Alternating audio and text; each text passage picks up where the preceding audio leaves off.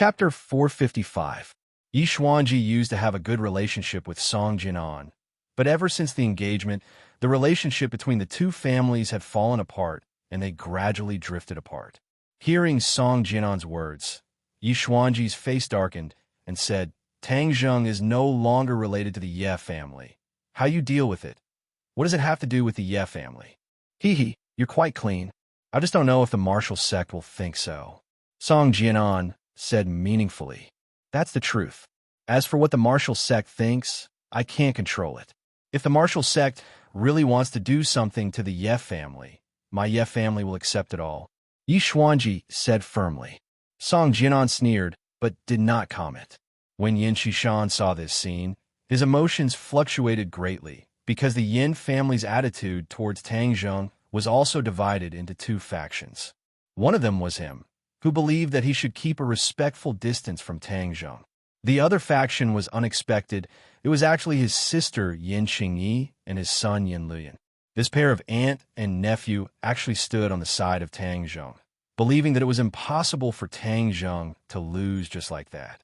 This was truly puzzling.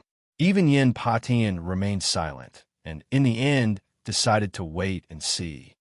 The situation in the capital is getting more and more confusing. There's actually an aura of a great change. I really can't see through it. Yin Qishan thought to himself. Patriarchs, our top priority is to find out what's going on with this earthquake. This is the capital's land, and with such a big thing happening, the officials will not ignore it. They will definitely ask for the opinions of our families. Yin Qishan said in a deep voice. What Qishan said is extremely true. This is the most important thing right now. As for discussing other unimportant people, it will be putting the cart before the horse. Yi Xuanji said with a cold smile. Of course, Song Jinan knew that Yi Xuanji was talking about him, and said indifferently, I don't think there's any difference between these two matters. With such a huge commotion, only cultivators are the biggest suspects, and the well-known cultivator in the capital is Tang Zheng. If we don't look for him, who else can we look for? If you don't go, my Song family will naturally appear. Humph. As soon as he finished speaking, Song Jinan was like a whirlwind, breaking through the air from the palace and disappearing into the night in the blink of an eye.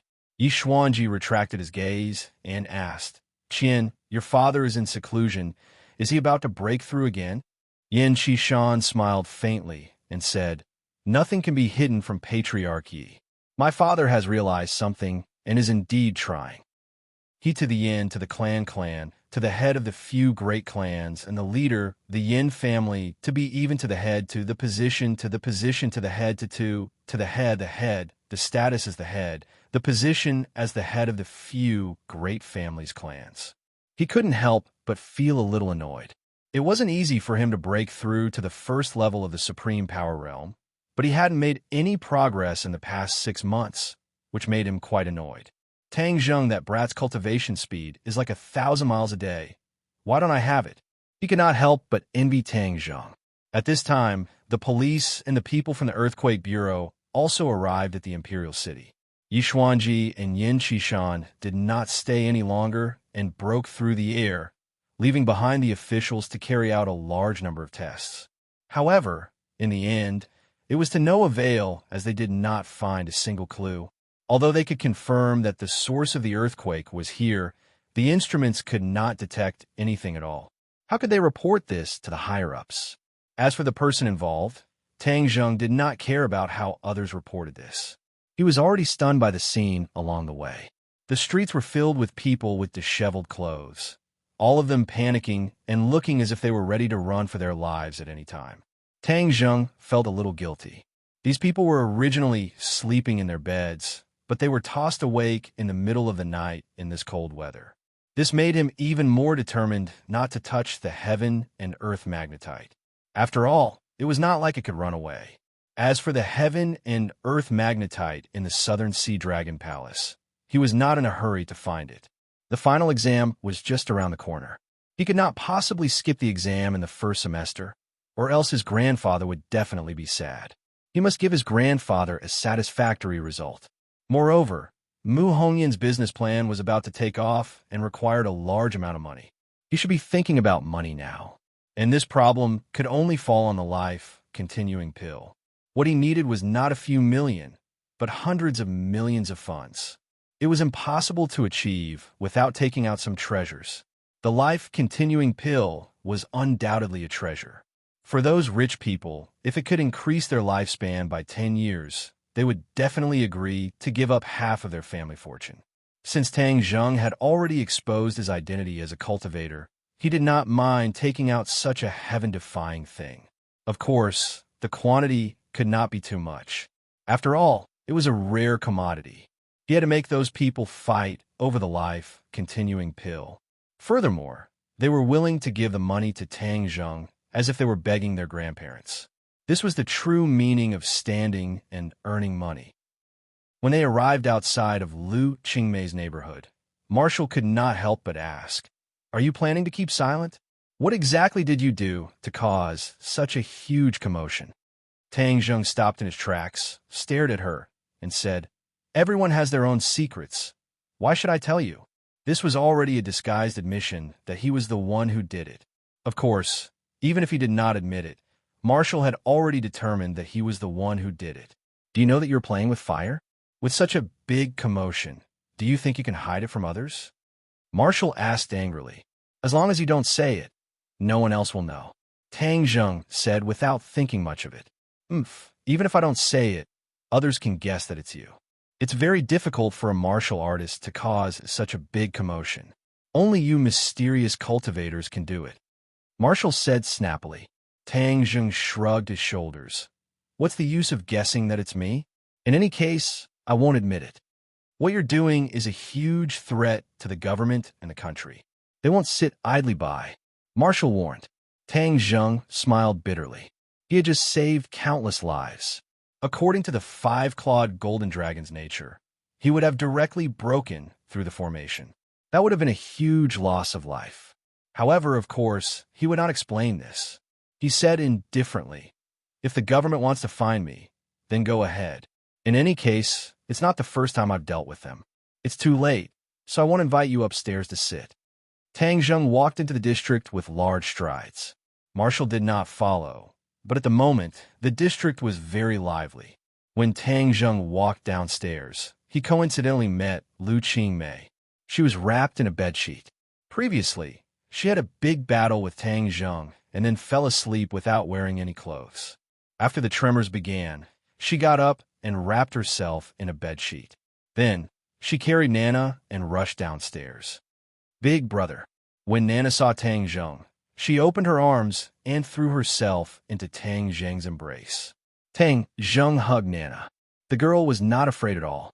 Instead, she excitedly waved her little fists and said, "Big brother, there was an earthquake just now." "It's not an earthquake. Let's go home." Tang Zheng pinched her cheek and comforted her. Lu Qingmei cast a questioning gaze. Tang Zheng signaled with his eyes that she did not need to worry and then went upstairs. When the others saw that someone was going upstairs, they also went upstairs one after another. Of course, there were also people who directly set up tents in the district. After comforting Nana to sleep, Lu Qingmei snuggled into Tang Zheng's embrace and asked, "What happened?" Tang Zheng recounted what happened in the imperial city. Lu Qingmei was shocked when she heard it. She patted her chest with lingering fear and said, "It's too scary. Fortunately, you thought a little more.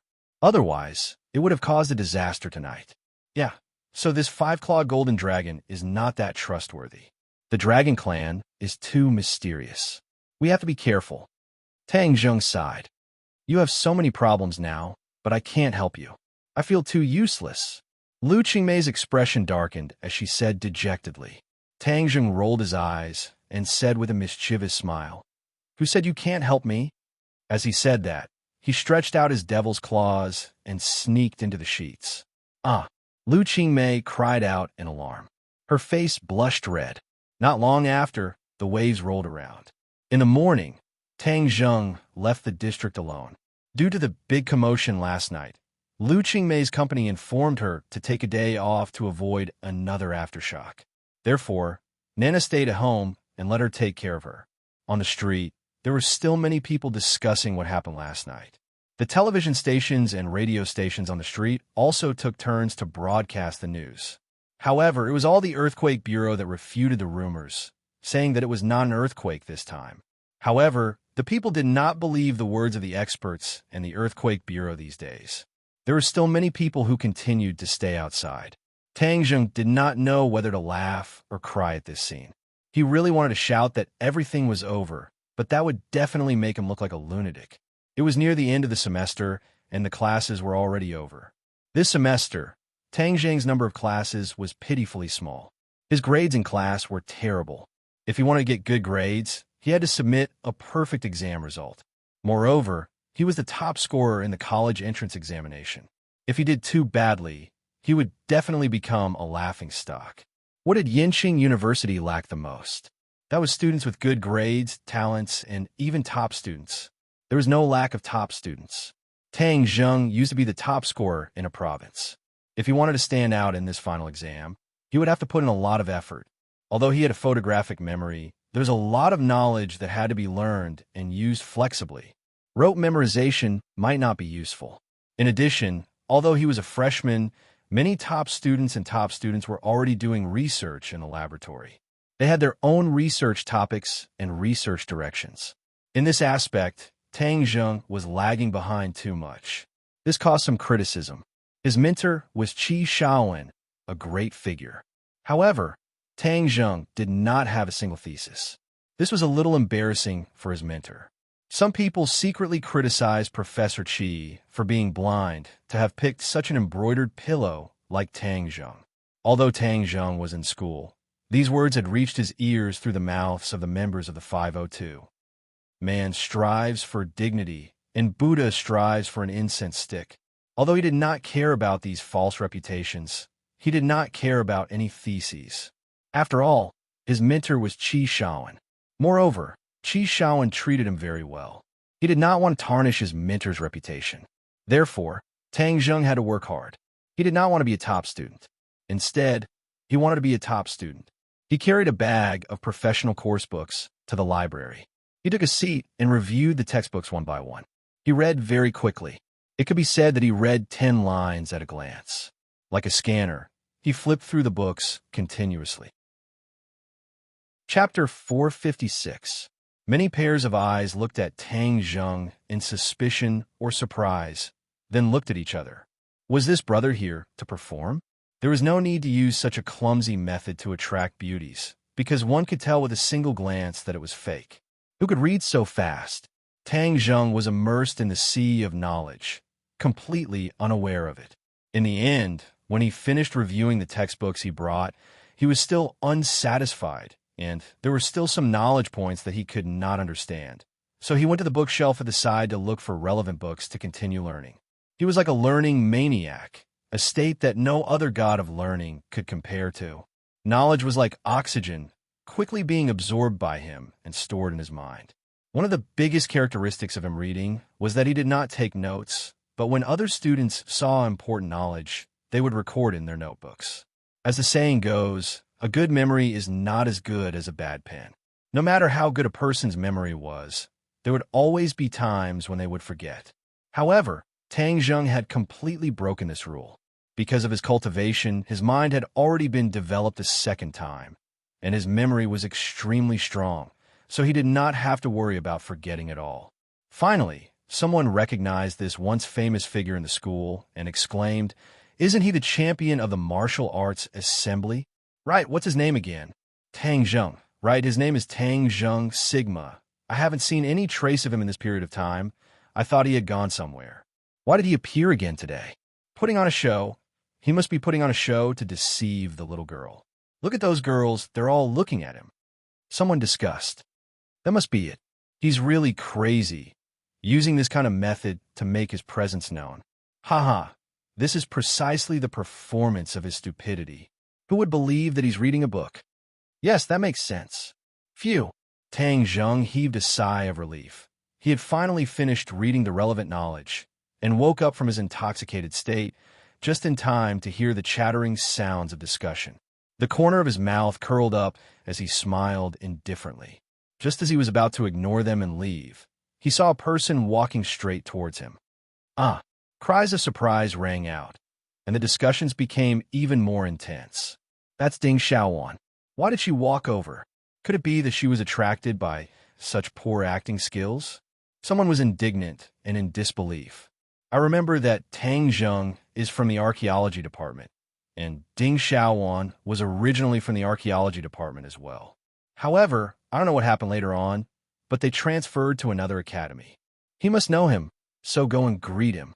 Tell him not to continue with such a clumsy performance, so as to not become a joke. Yes, that must be it. Hearing that, Tang Zheng raised his eyebrows. He was not angry, but surprised.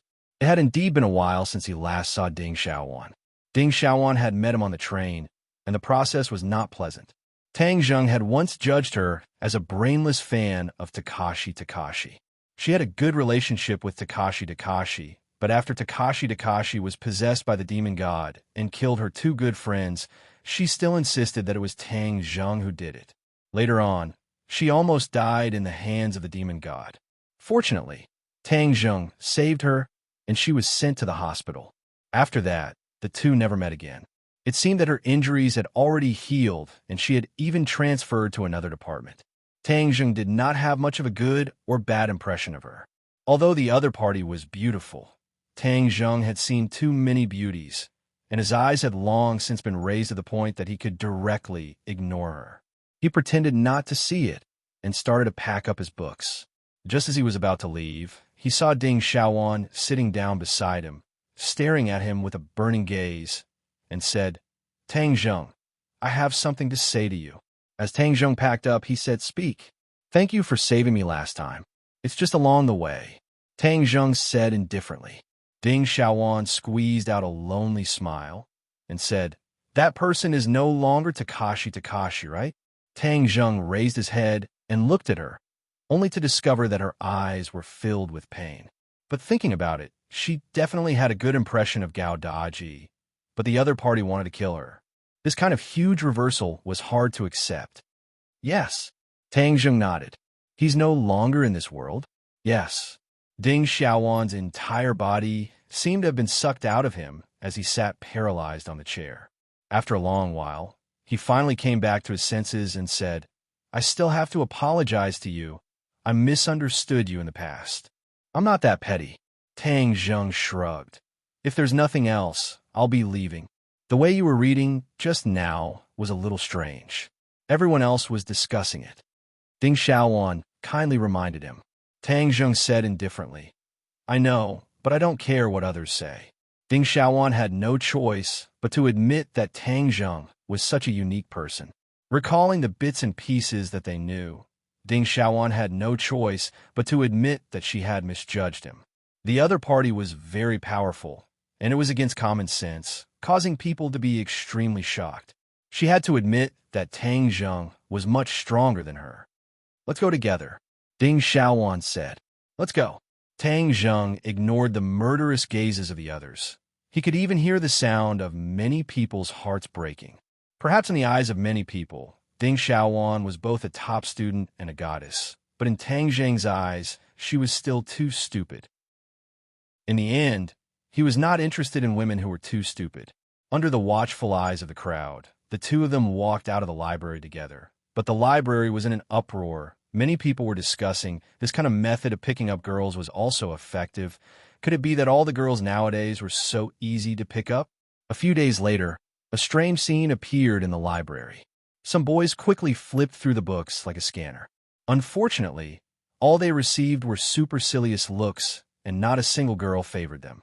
Tang Zheng and Ding Xiaowan parted ways after leaving the library. With regards to Ding Xiaowan's invitation to have a meal together, he rejected it without hesitation. It was already late, so he put the books back in his room and walked towards Lu Qingmei's house. Just as he walked out of the school gate, an off-road vehicle stopped in front of him. The door opened and a black-faced man walked down. He said with a face full of smiles, "You are Tang Zheng?" Tang Zheng nodded. "Yes, who are you?" "My name is Blackie." "Blackie." Tang Zheng thought for a while, then suddenly realized Scarface mentioned you before. Back then, when they were at the bar, Scarface had suspected that Tang Zheng was one of Blackie's men, deliberately causing trouble. This meant that Blackie was also someone from the underworld of the capital. Hearing that, Blackie was flattered and said excitedly, "You know me?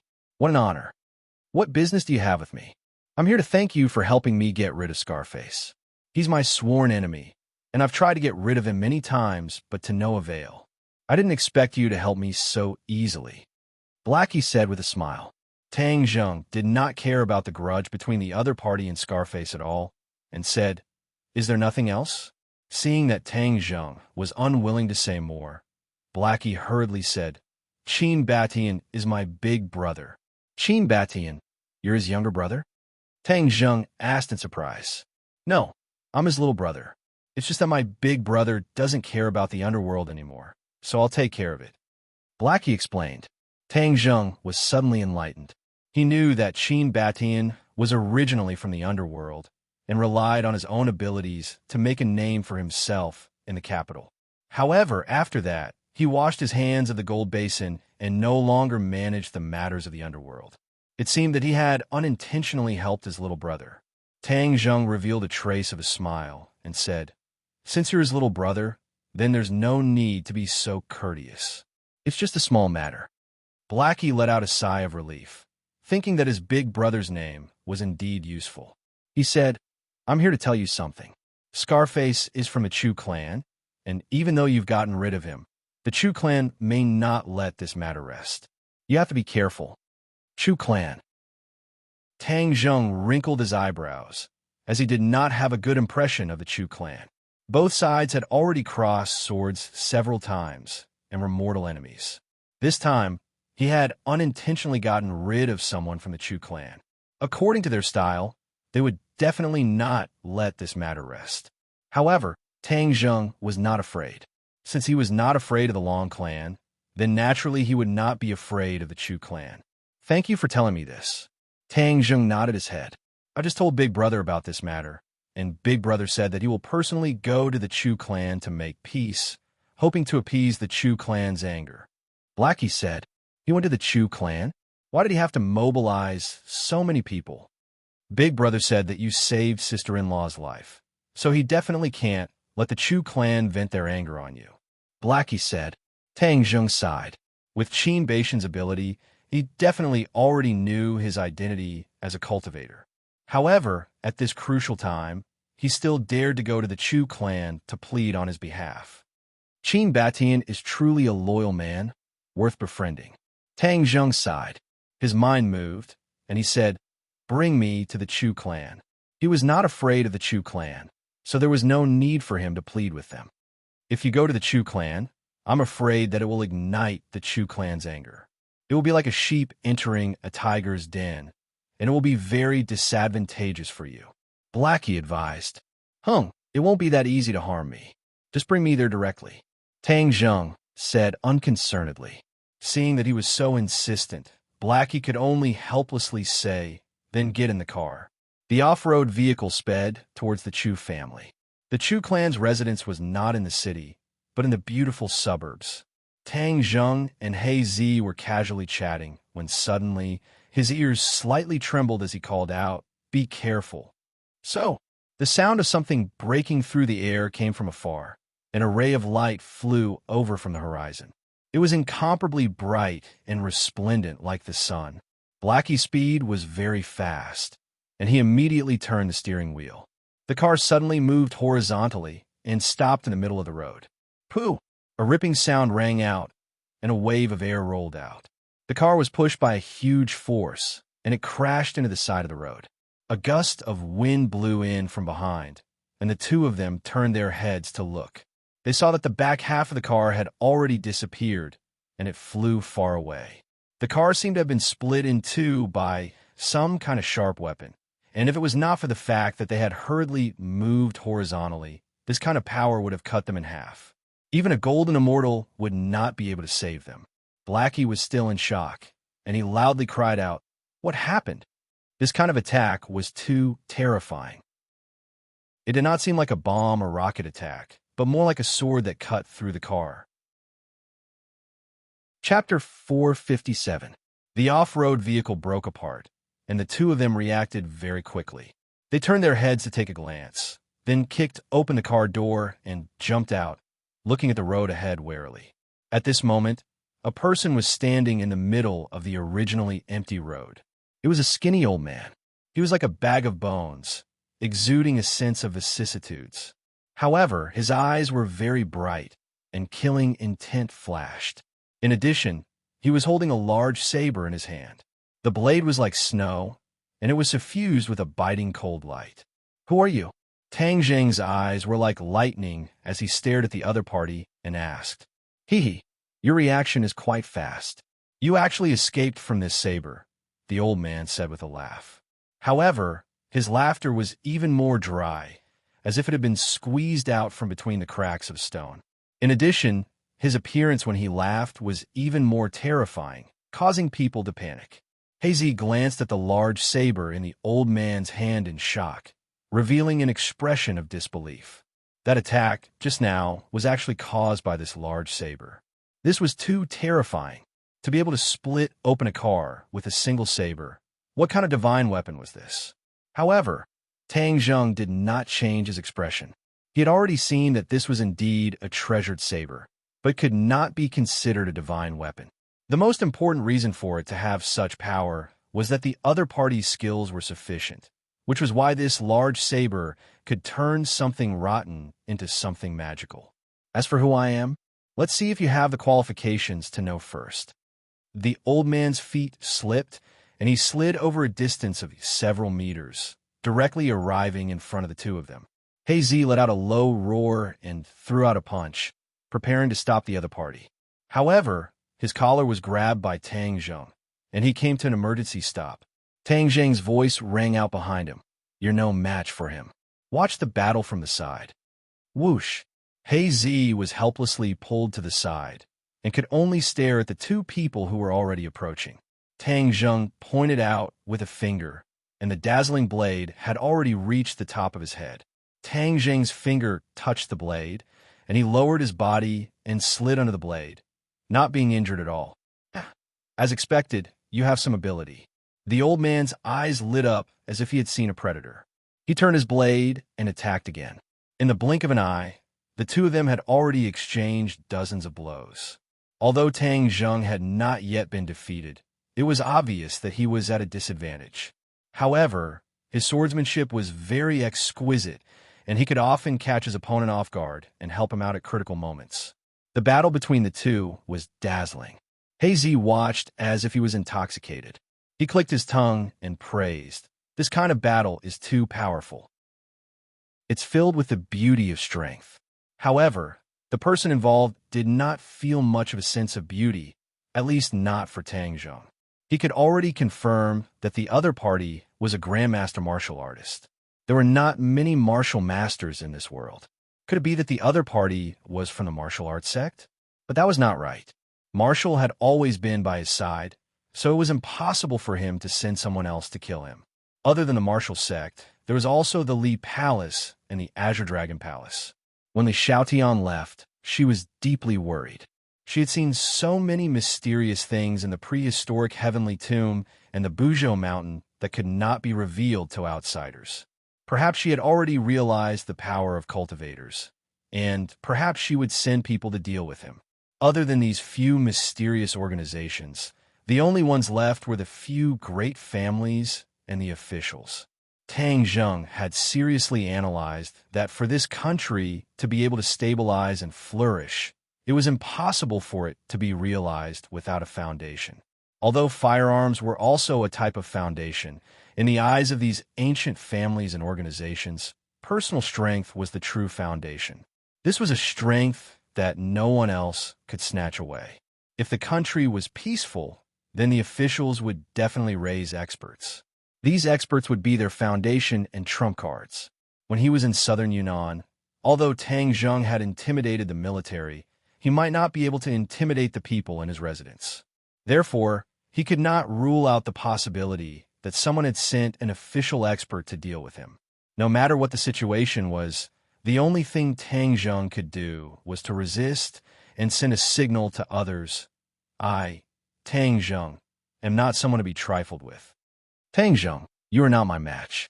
Obediently accept your death." The old man sneered, his face stiff like a zombie. "If you want me to die, this bit of ability might not be enough."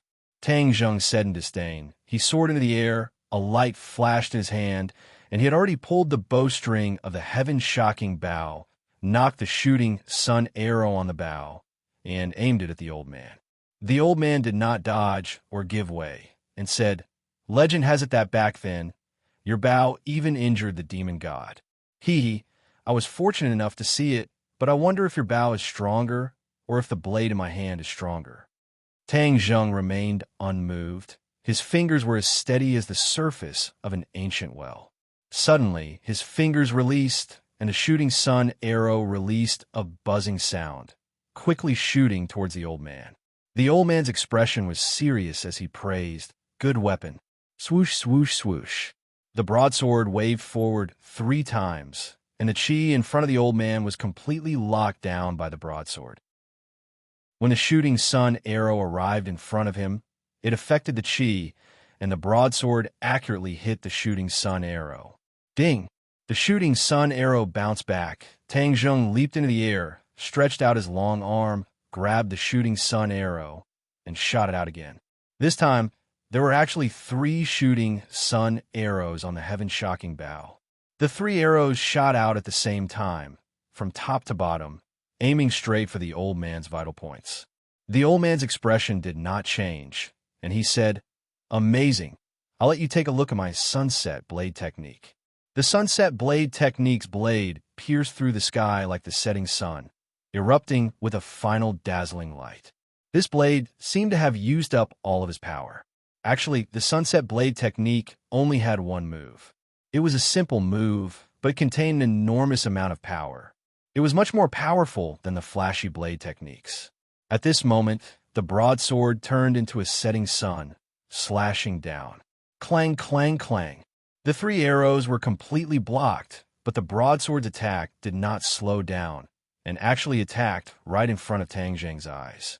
Tang Zheng's expression changed slightly. The 3 arrows were shot at the same time, but they were still unable to block the other party, and even gave the other party a chance to take advantage of it. This sunset blade technique was indeed extraordinary. However, he did not have the time to exclaim in surprise.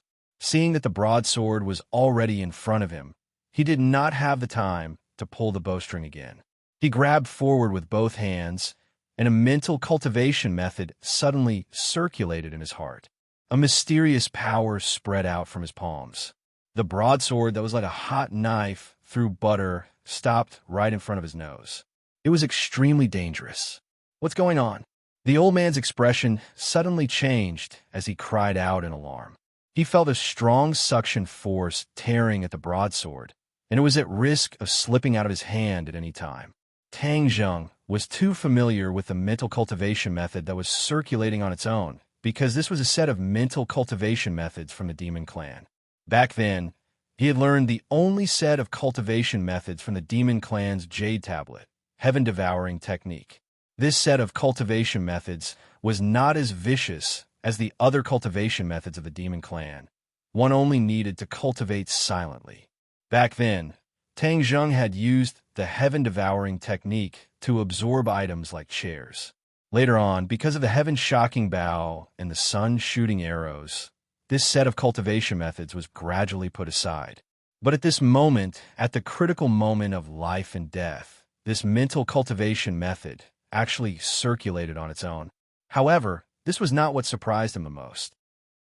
What truly surprised him was that the power of the heaven-devouring technique had increased greatly. Even he could not help but be shocked by the boundless suction force. Whiz! The broadsword left his hand, and the old man let out a strange cry of disbelief. He watched as his weapon disappeared into thin air in front of him, as if it had never appeared before. "What's going on?" The old man turned pale with fright. Tang Zheng could not answer this question. With his previous attainments in the heaven-devouring technique, it was impossible for him to devour the broadsword from the old man's hands. After all, a warrior's second life was their weapon. Some people even valued their weapon more than their own life. If the sword was destroyed, the person would die. If the blade was still there, the person would still be there. If the blade was broken, the person would still be there. This was the principle. One could imagine how difficult it was to snatch the weapon from the hands of a master stage warrior, but Tang Zheng did it in front of everyone's eyes. He's the head of the Chu clan, Chu Chongyang. A cry of surprise broke the silence between the two. Hazy shouted with a pale face. Of course, he did not know Chu Chongyang, but he had heard of the setting sun blade technique. This was the ultimate skill of the head of the Chu clan, and he was the only one in the Chu clan who knew this set of blade techniques. It was very difficult for ordinary people to see such an ultimate skill, but Hazy did not expect that he would have such an honor. However, he really did not want to have such an honor. He hoped that he would never see this set of blade techniques in his life, because seeing this set of blade techniques meant that the god of death was waving at him. Didn't Big Brother go to the Chu clan to make peace? Could it be that the negotiations broke down? Hazy thought in bewilderment. Chu Chongyang, who has not shown his face for many years, actually came personally to kill Tang Zheng. This is too much. Tang Zheng's heart moved, and he stared at the other person curiously. This person was actually the head of the Chu clan. No wonder he was so powerful. The enmity between him and the Ye clan could not be resolved, so it was not wrong for the other party to kill him. Therefore, Tang Zheng was not angry, but was slightly surprised. The other party was really willing to go all out to get the head of the Chu clan to act. What kind of technique did you use? Chu Chongyang came back to his senses and asked coldly. Tang Zheng picked up the shooting sun arrow and smiled faintly. You wouldn't know even if I told you. Cultivators are really mysterious and powerful, but because of this, is all the more reason to eliminate you from this world. Chu Chongyang said with a murderous look. You don't even have a weapon. Do you still think you can kill me? Tang Zheng asked in return. Although your spells are marvelous, your cultivation is definitely not as good as mine. Therefore, even without a weapon, you are still not my opponent. It is precisely because the Chu clan already has an enemy like you that we cannot let you continue to grow stronger. If we don't get rid of you now, there will be no end of trouble in the future, Chu Chongyang said firmly. Tang Zheng's eyes flashed coldly. The other party was really smart. He knew that the longer he waited, the harder it would be for the Chu clan to deal with him. Now was a golden opportunity. Since you are so confident, then come. Tang Zheng said without fear. Hazy was so scared that he trembled. His mouth and tongue were dry. They hadn't even started fighting yet, but they still had to fight. What should he do later? No, I have to contact Big Brother. Hazy was out of his wits. He secretly sent a message to Qin Batian, then leaned against the car window and stared at the two people. Chapter 458. Tang Zheng's pupils constricted. He stared fixedly at Chu Chongyang, who was waiting for an opportunity to make a move. Seeing that the other party did not make a move, Tang Zheng sneered. If you don't move, I'll move. He grabbed at the air, and a strong suction force appeared in his palm. The power of the heaven-devouring technique was extraordinary. Just now, he had a flash of inspiration and finally understood why the heaven-devouring technique's power had increased explosively. Obviously, all of this had something to do with Chi Yu's heart. Chi was the ancestor of the demon clan, so he definitely knew how to use the heaven-devouring technique. Coincidentally, Tang Zheng had also cultivated the heaven-devouring technique, which was why the power of this technique had increased so much. Seeing that Tang Zheng was attacking, Chu Chongyang had no choice but to counterattack. He pointed his finger, and a burst of chi shot out like a sharp arrow. Tang Zheng suddenly remembered that Tian Chanzi had once revealed a consummate skill. The sword chi had condensed into a materialized sword, shocking everyone at Yin Potion's birthday banquet. Chu Chongyang's attack only caused a violent fluctuation in the air, forming an invisible force in the air. However, Tang Zheng could clearly feel that this was not some sword technique because there was not the slightest bit of sword intent within it. This is a finger technique. Tang Zheng cried out involuntarily. Your eyes are not bad.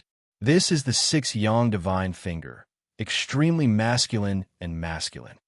Chu Chongyang raised his eyebrows and said proudly, this was the Chu family's ultimate skill, unlike the setting sun saber technique that Chu Chongyang had created himself. This 6-yang divine finger was the blood and sweat of many generations of the Chu family. Only the head of the family could cultivate it. Even Chu Mingxian had not cultivated it yet. This set of finger techniques had very strict requirements for the cultivator's body and had to have sufficient yang qi. Chu Xiaofeng had once coveted this set of finger techniques and had failed to succeed even after coaxing and pestering. Furthermore, his body had been hollowed out by wine and women, so cultivating this set of finger techniques was half the result with twice the effort. The force of the attack was the unique inner strength of the martial warriors. It was activated using a special method and circulation path, thus achieving the goal of lasting and great lethality. The most masculine and masculine, I don't think so. Tang Zheng gave up on using the heaven-gulfing technique. He waved his hand, and a 4 symbols venerable appeared on the road out of thin air. Fortunately, this section of the road only led to the Chu clan's mansion, and no other vehicles passed by. Otherwise, the appearance of such a huge monster out of nowhere would definitely cause a huge panic. The 4 divine symbols was no longer a secret, so Tang Zheng had no qualms about using it. With a leap, he disappeared into the 4 divine symbols' body.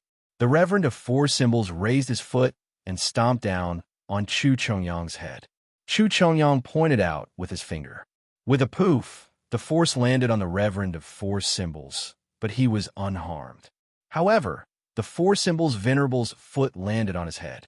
Chu Chongyang's face turned pale with fright, and he rolled to the side. He was battered and exhausted. Ever since he became famous, he had never been in such a sorry state. He Zi, who was watching from the side, was already stunned. Just now, he was still worried about his gains and losses and was prepared to run away if things went wrong.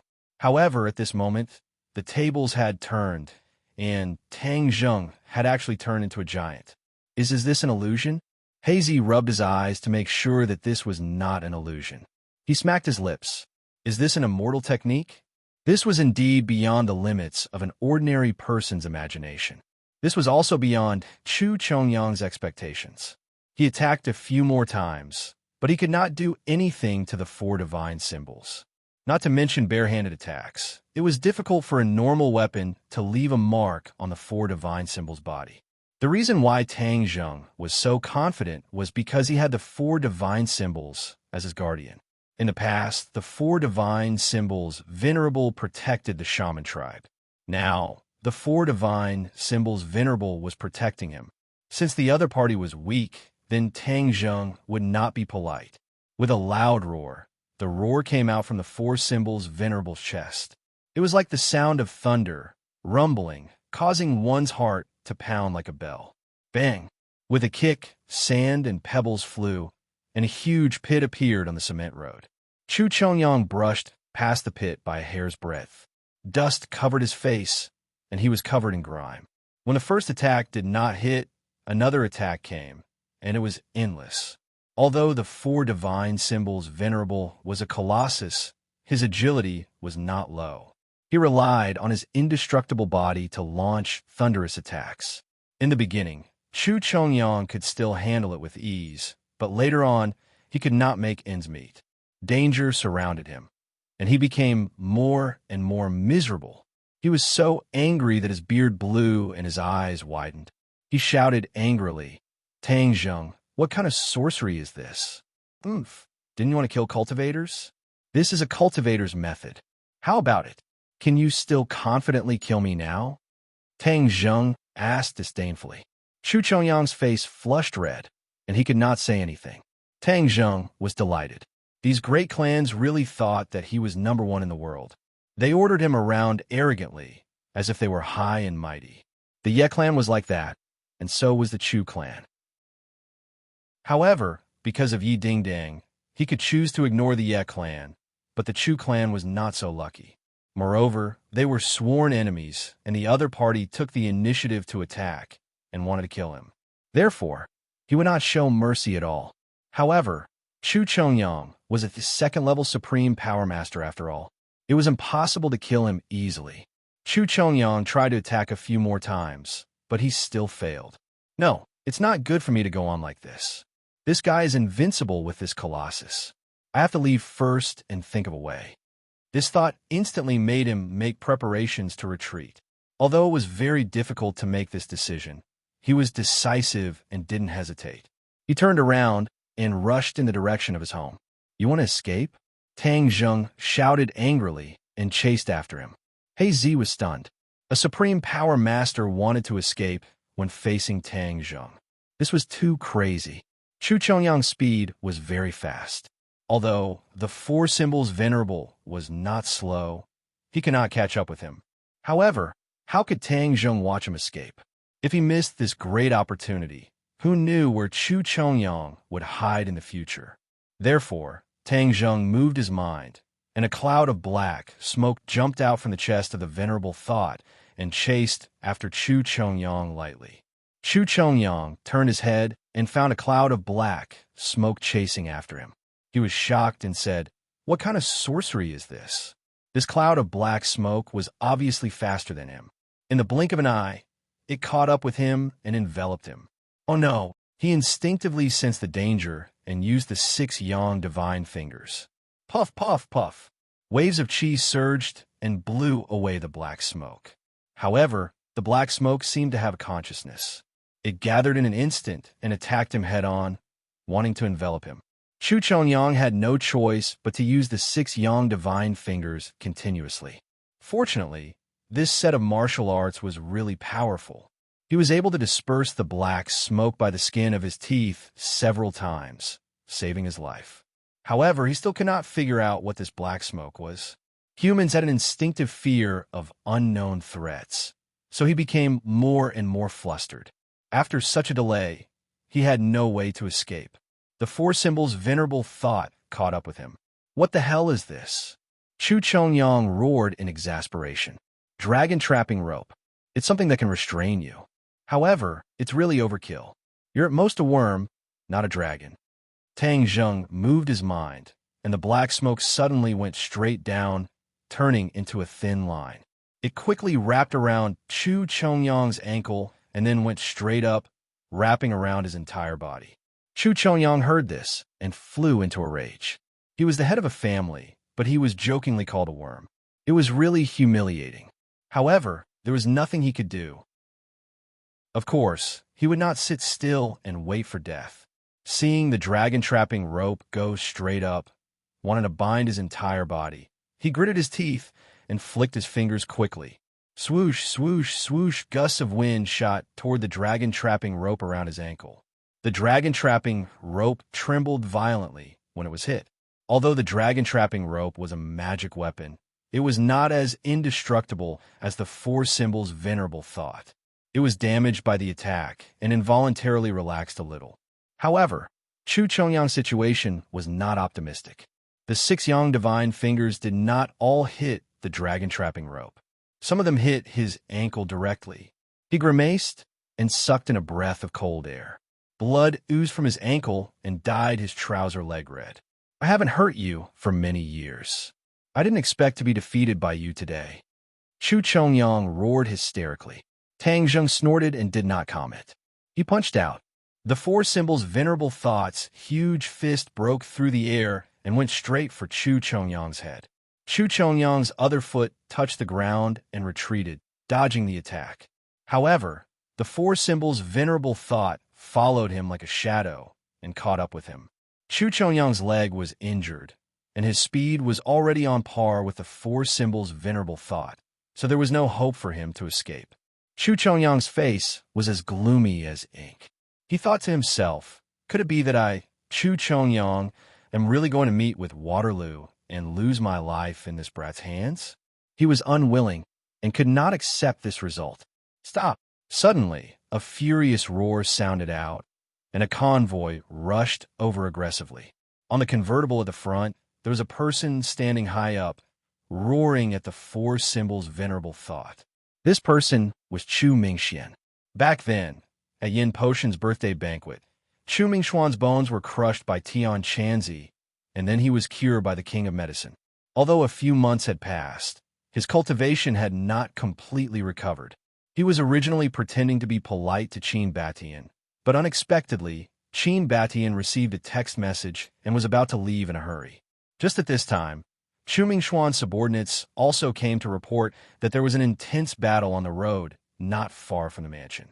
Chu Mingxian originally knew that the patriarch had already gone to deal with Tang Zheng, and immediately realized that this battle was definitely between the patriarch and Tang Zheng.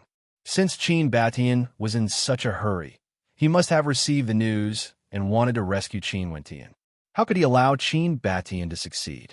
However, it wasn't good for him to obstruct Qin Batian directly. Hence, he led a large number of troops and charged out in an overbearing manner. If he could personally witness Tang Zheng die in front of him, it would truly be a great joy in his life. But when he arrived, what he saw was a scene that he never would have dreamed of. Chu Chongyang was actually beaten up like a dog that had fallen into the water, and a huge monster had appeared at the scene.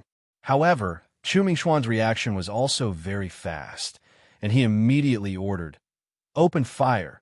Hit this monster!" Bang, bang, bang. Chapter 459. Seeing that the enemy's reinforcements had arrived, Tang Zheng was even more unwilling to delay. With a stride, he stepped over Chu Chongyang's head. Chu Chongyang's charging body involuntarily stopped. He glared fiercely at the four symbols venerable who was blocking his way and roared angrily. "You really want to kill me? You want to kill me? Courtesy demands reciprocity. Of course I want to kill you." Tang Zheng roared with murderous intent. Just at this time, those few cars had already rushed in front of them. "Crash into them!" Chu Mingxian roared. The car engine immediately let out a low roar. The tires rubbed against the ground, causing waves of white light to spurt out. Long tire marks were left on the ground. The car sped up and directly crashed toward the four symbols venerable. Tang Zheng's expression did not change. With a kick, one of the cars flew into the air and flipped, smashing into a ball of flames in the distance. However, the other cars carried a huge amount of kinetic energy and crashed into the four symbols venerable's legs. The four symbols venerable staggered and swayed violently, almost falling down. Tang Zheng took a deep breath and roared, "You want to turn things around with just a few cars? You're looking down on me too much." The four symbols venerable threw out punches like rain. His fists rained down on the car under his feet. Pung, pung, pung. The car was instantly turned into scrap metal. Tang Zheng's gaze trembled. He saw Chu Mingxian, who was not far away. He was standing on the convertible car, continuously pulling the trigger at the four symbols venerable. When he ran out of bullets, he was still pulling the trigger out of habit. Chu Mingxian, back then, Tian Chanzi said that you could be spared the death penalty, but you couldn't be forgiven. He spared your life. Today, you can't blame me. Tang Zheng sneered. Chu Mingshuan's face turned pale. His breathing instantly quickened as he asked in disbelief, "You are Tang Zheng? You have some insight." The four symbols venerable laughed. Chu Mingshuan's courage was shattered. This huge monster was actually that brat Tang Zheng. "Go to hell, Chu Mingxian," Tang Zheng shouted. The four symbols venerable pounced over with large strides. "Stay here." Seeing this, Chu Chongyang leaped up and landed on the four symbols venerable's body. Kicking off the ground with the tips of his feet, he soared up and reached the four symbols venerable's chest in an instant. "Kill!" Chu Chongyang roared furiously and used 3 moves of 6 Yang divine fingers in succession. Pung, pung, pung. The force of Qi crashed into the chest of the four symbols honored warrior. Tang Zheng wasn't worried at first, but after taking this attack, his heart started beating violently, and his blood seemed to be boiling. "What's going on?" Tang Zheng was aghast. In the past, the 4 divine symbols had suffered so many attacks, but he had never felt this way. Why was it so uncomfortable this time? The heart. Yes, Chu Chongyang is attacking the heart. It turns out that the 4 symbols warrior also has a gate of life, which is the heart. This is the most vulnerable part. If the enemy breaks through here, then the 4 symbols warrior will be completely destroyed. Tang Zheng was shocked by this discovery. He had thought that the 4 symbols warrior was invincible, but it turned out that he also had a weakness. He forcefully endured his roiling qi and blood. Stretching out a large hand, he grabbed at Chu Chongyang. Chu Chongyang somersaulted in the air, dodging this attack, and landed on the ground. Tang Zheng exhaled deeply, but didn't dare let his guard down. If he let the other party attack a few more times, then he would be in big trouble. However, because of Chu Chongyang's strong attack, Chu Mingxian escaped from the tiger's den and retreated far away. The other car didn't retreat because Qin Batian was sitting on it. He had already gotten out of the car and was looking at the four symbols warrior dumbfoundedly. He wondered why Tang Zheng's voice would come out from this giant car. Could it be that he was controlling this big guy from inside? The methods of cultivators are really mysterious. Qin Batian sighed. Seeing the sorry state of the Chu family's father and son, he felt greatly relieved. The Chu family was showing off. Just now, he had taken the initiative to make peace, but the other party put on airs, obviously not agreeing. But now, they were beaten into a sorry state by Tang Zheng. It was really refreshing. But it was obvious that Tang Zheng had used a killing move, which meant that he wanted to kill the Chu family's father and son. Even Qin Batian didn't have this kind of determination. Although he had been doing well these past few years, he still didn't dare to directly become enemies with a few great families. But Tang Zheng had the guts to directly kill Chu Chongyang and Chu Mingxian. How much courage did this require? Qin Batian sighed at his own inferiority, but didn't have time to interfere. He only saw the four symbols warrior rush in front of Chu Chongyang again. One big and one small quickly began to fight. Chu Chongyang relied on his agility, and although he wasn't a match for the four symbols warrior, he was able to escape death a few times. Tang Zheng knew that he had to end the battle quickly. This place was not far from the Chu family, and if he delayed for too long, the Chu family's reinforcements would arrive, and it would be even more difficult to kill Chu Chongyang. But he didn't expect that the Chu family's reinforcements would come much faster than Tang Zheng had expected. The two of them had only fought for a while when a roar came from the horizon, and a helicopter quickly flew over. Whiz! A missile flew over and hit the four symbols venerable, causing sparks to fly like dazzling fireworks. The four symbols warrior took a step back. Tang Zheng looked at the helicopter above his head in shock. This missile was obviously more powerful than the one that attacked the witch tribe. The Chu family actually has a missile. These great families really have a lot of resources. Tang Zheng clenched his teeth and muttered to himself hatefully. Back then, Yi Tianlei also had a helicopter in the ordinary balance, but that was only a normal civilian helicopter, and this one was a military helicopter. But with the strength of these great families, it was not impossible for them to have such a powerful weapon. Seeing that this huge object only took a step back and didn't explode, the others were dumbfounded and felt that it was unbelievable. This was a missile, not a bullet. Chu Chongyang quickly got away and shouted, "Shoot! Blast him to pieces for me!" Whiz! Whiz! Two more missiles tore through the air, and the four symbols knight hurriedly dodged them. However, one of the missiles brushed past the four symbols knight's shoulder and hit a boulder by the side of the road. With a boom, the boulder shattered into pieces and rained down like a drizzle. However, the other one struck the four symbols venerable in the chest. With a thud, the four symbols venerable was sent flying backward, crashing into a tree on the side of the road. The tree trunk broke, and the four symbols venerable fell to one knee, barely stopping himself. Puff! Tang Zheng spat out a mouthful of blood. His innate qi rolled like a surging river, causing him to feel dizzy. When the others saw this kind of attack, they didn't even dare to breathe loudly. They stared at the four symbols warrior without blinking. Although they couldn't see Tang Zheng inside, everyone was sure that Tang Zheng didn't die from the attack. Chu Chongyang had already deeply experienced the power of the four symbols warrior. Seeing that the missile attack was effective, it was as if he had obtained a treasure. He shouted, "Continue to attack, kill him!" Whiz! Whiz! Whiz! The remaining three missiles on the helicopter fired one after another, heading straight for the four symbols warrior who was kneeling on one knee. Chu Mingxuan's eyes were red as he clenched his fists tightly. His nails pierced into his palms and blood flowed out, but he didn't feel it at all. He only opened his mouth and said in a low voice, "You must kill him, kill him." Tang Zheng dodged. At the critical moment, Qin Batian shouted a reminder. However, it was already too late for him to save the other party. He also didn't think that his body of flesh and blood could withstand such a powerful missile. Tang Zheng wiped the blood from the corner of his mouth and hurriedly circulated his energy to calm his agitated innate qi. His eyes were bloodshot as he shouted, "You want to kill me? Go to hell." His legs that were kneeling on the ground suddenly bounced up.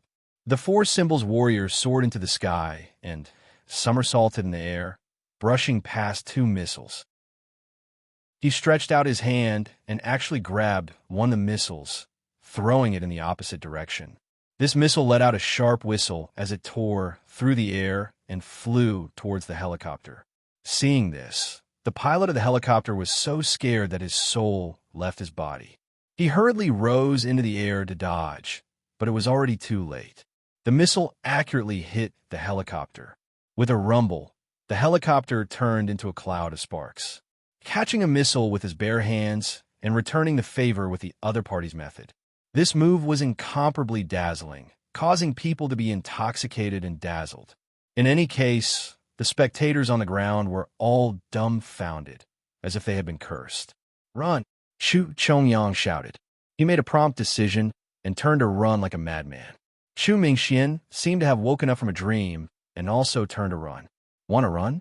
No way." The four symbols warrior was still in midair.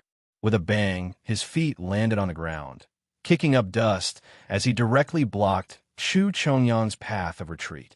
Chu Chongyang grimaced and shouted, "Those who block me will die." Both of his hands shot out and his 10 fingers flicked. Streams of qi accidentally shot at the four symbols warrior's chest. Tang Zheng's qi and blood surged again, and he spat out a mouthful of blood. Oh no, the four symbols warrior can't take it anymore.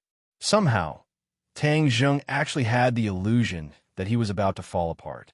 He turned pale with fright. If the four symbols warrior was really destroyed, it would be an unimaginable loss for Tang Zheng.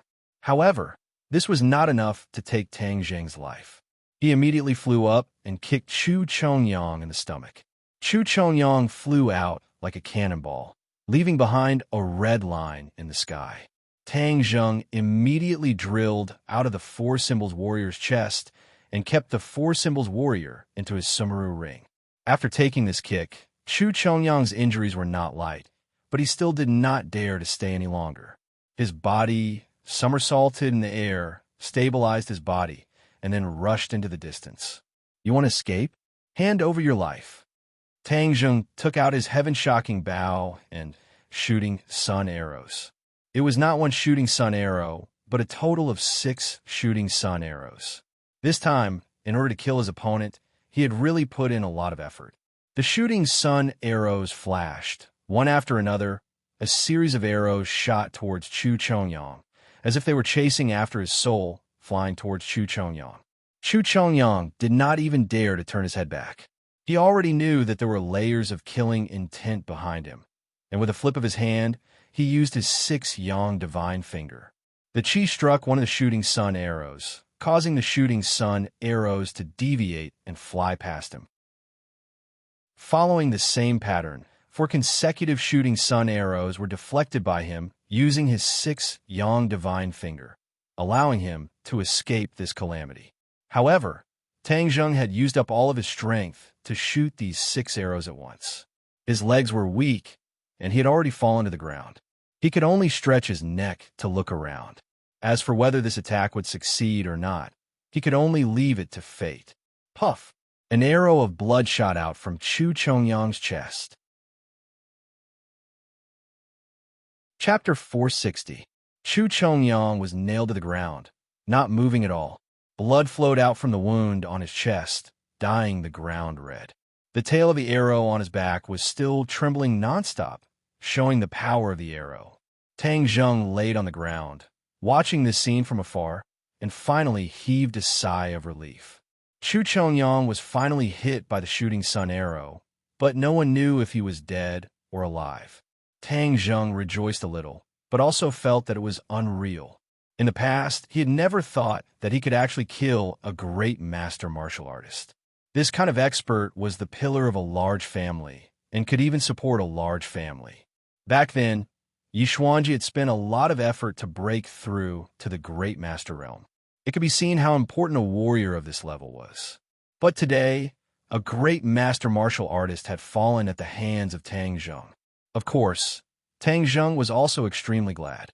If he had not used the 4 symbols venerable to injure his opponent first, and then completely destroyed his opponent's confidence and will to fight, he would not have had the chance to use this chain of arrows. 6 consecutive arrows. This was already Tang Zheng's limit, which was why he fell down from exhaustion.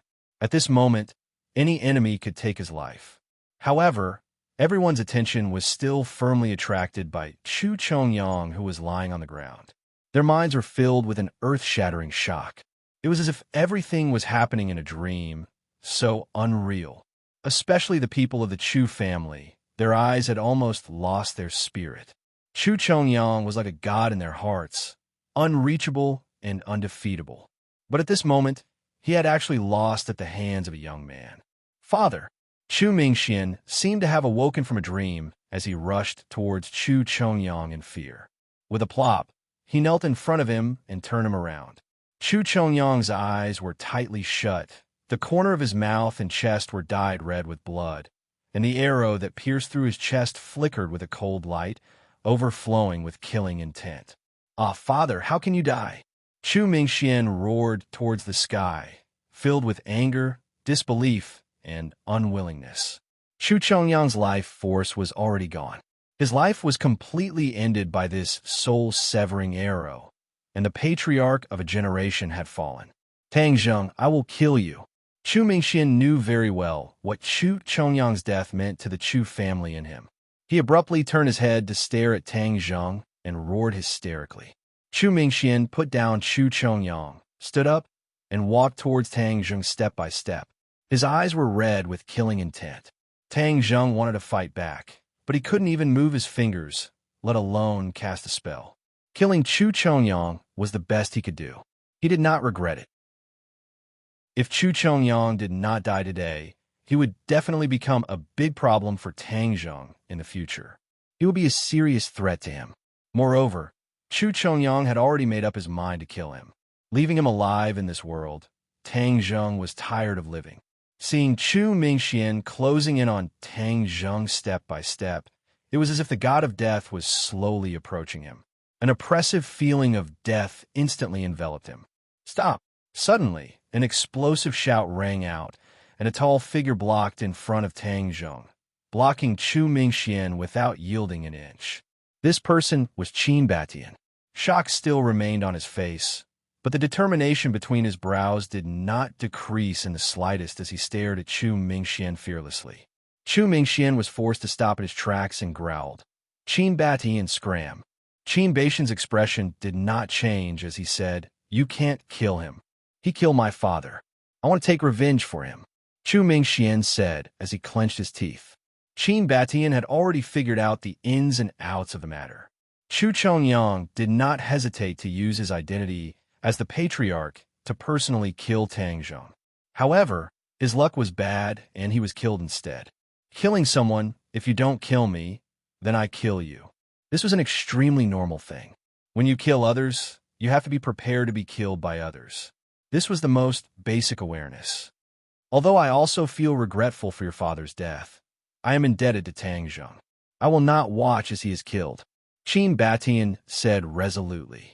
You want to become enemies with my Chu family? Chu Mingxuan's eyes turned cold as he asked. The corner of Qin Batian's mouth curled up as he said, I do not want to become enemies with the Chu family. However, if anyone wants to kill Tang Zheng, they can only do so by stepping over my body. The curve of Qin Batian's mouth was an unspoken message. Once Chu Chongyang died, the Chu family would lose their pillar of support. The Chu family would immediately enter a period of decline and might even be directly wiped off from this world. This was the competition between large families. The law of the jungle was cruel and realistic. Without Chu Chongyang, the Chu family was already like a tiger without its teeth. Qin Batian did not need to be afraid. so he had the courage and confidence to fight against Chu Mingxian. Chu Mingxian was a smart person and immediately understood the deep meaning behind this. His face turned ashen, but he was not willing to retreat and said, "Whoever dares to stop me will die with that brat." Qin Batian did not move at all. The meaning of this was self-evident. Qin Batian had completely stood on the opposite side of the Chu family, and the expressions of everyone present changed at the same time. The people of the Chu family were furious. There was actually someone who dared to provoke the Chu family, while He Zi clenched his fists in excitement. Now that the Chu family was no longer powerful, he could snatch even more territory from the other party's hands and obtain even greater benefits. "Kill!" Chu Mingxian roared and pounced towards Qin Batian. Qin Batian punched out, and there was a faint sound of wind and thunder. In the blink of an eye, the two sides had exchanged more than 100 moves. Qin Batian focused on defense, while Chu Mingxian only focused on attacking crazily. However, Chu Mingxian was still unable to break through Qin Batian's defense, and his actions were useless. "Chu Mingxian, you and I are both 6th-stage pre-celestial stage warriors, and you were heavily injured a few months ago and have yet to recover. Therefore, you're not my opponent, so there is no need to do useless things," Qin Batian advised. He did not take advantage of the situation to kill the other party. He was different from Tang Zheng.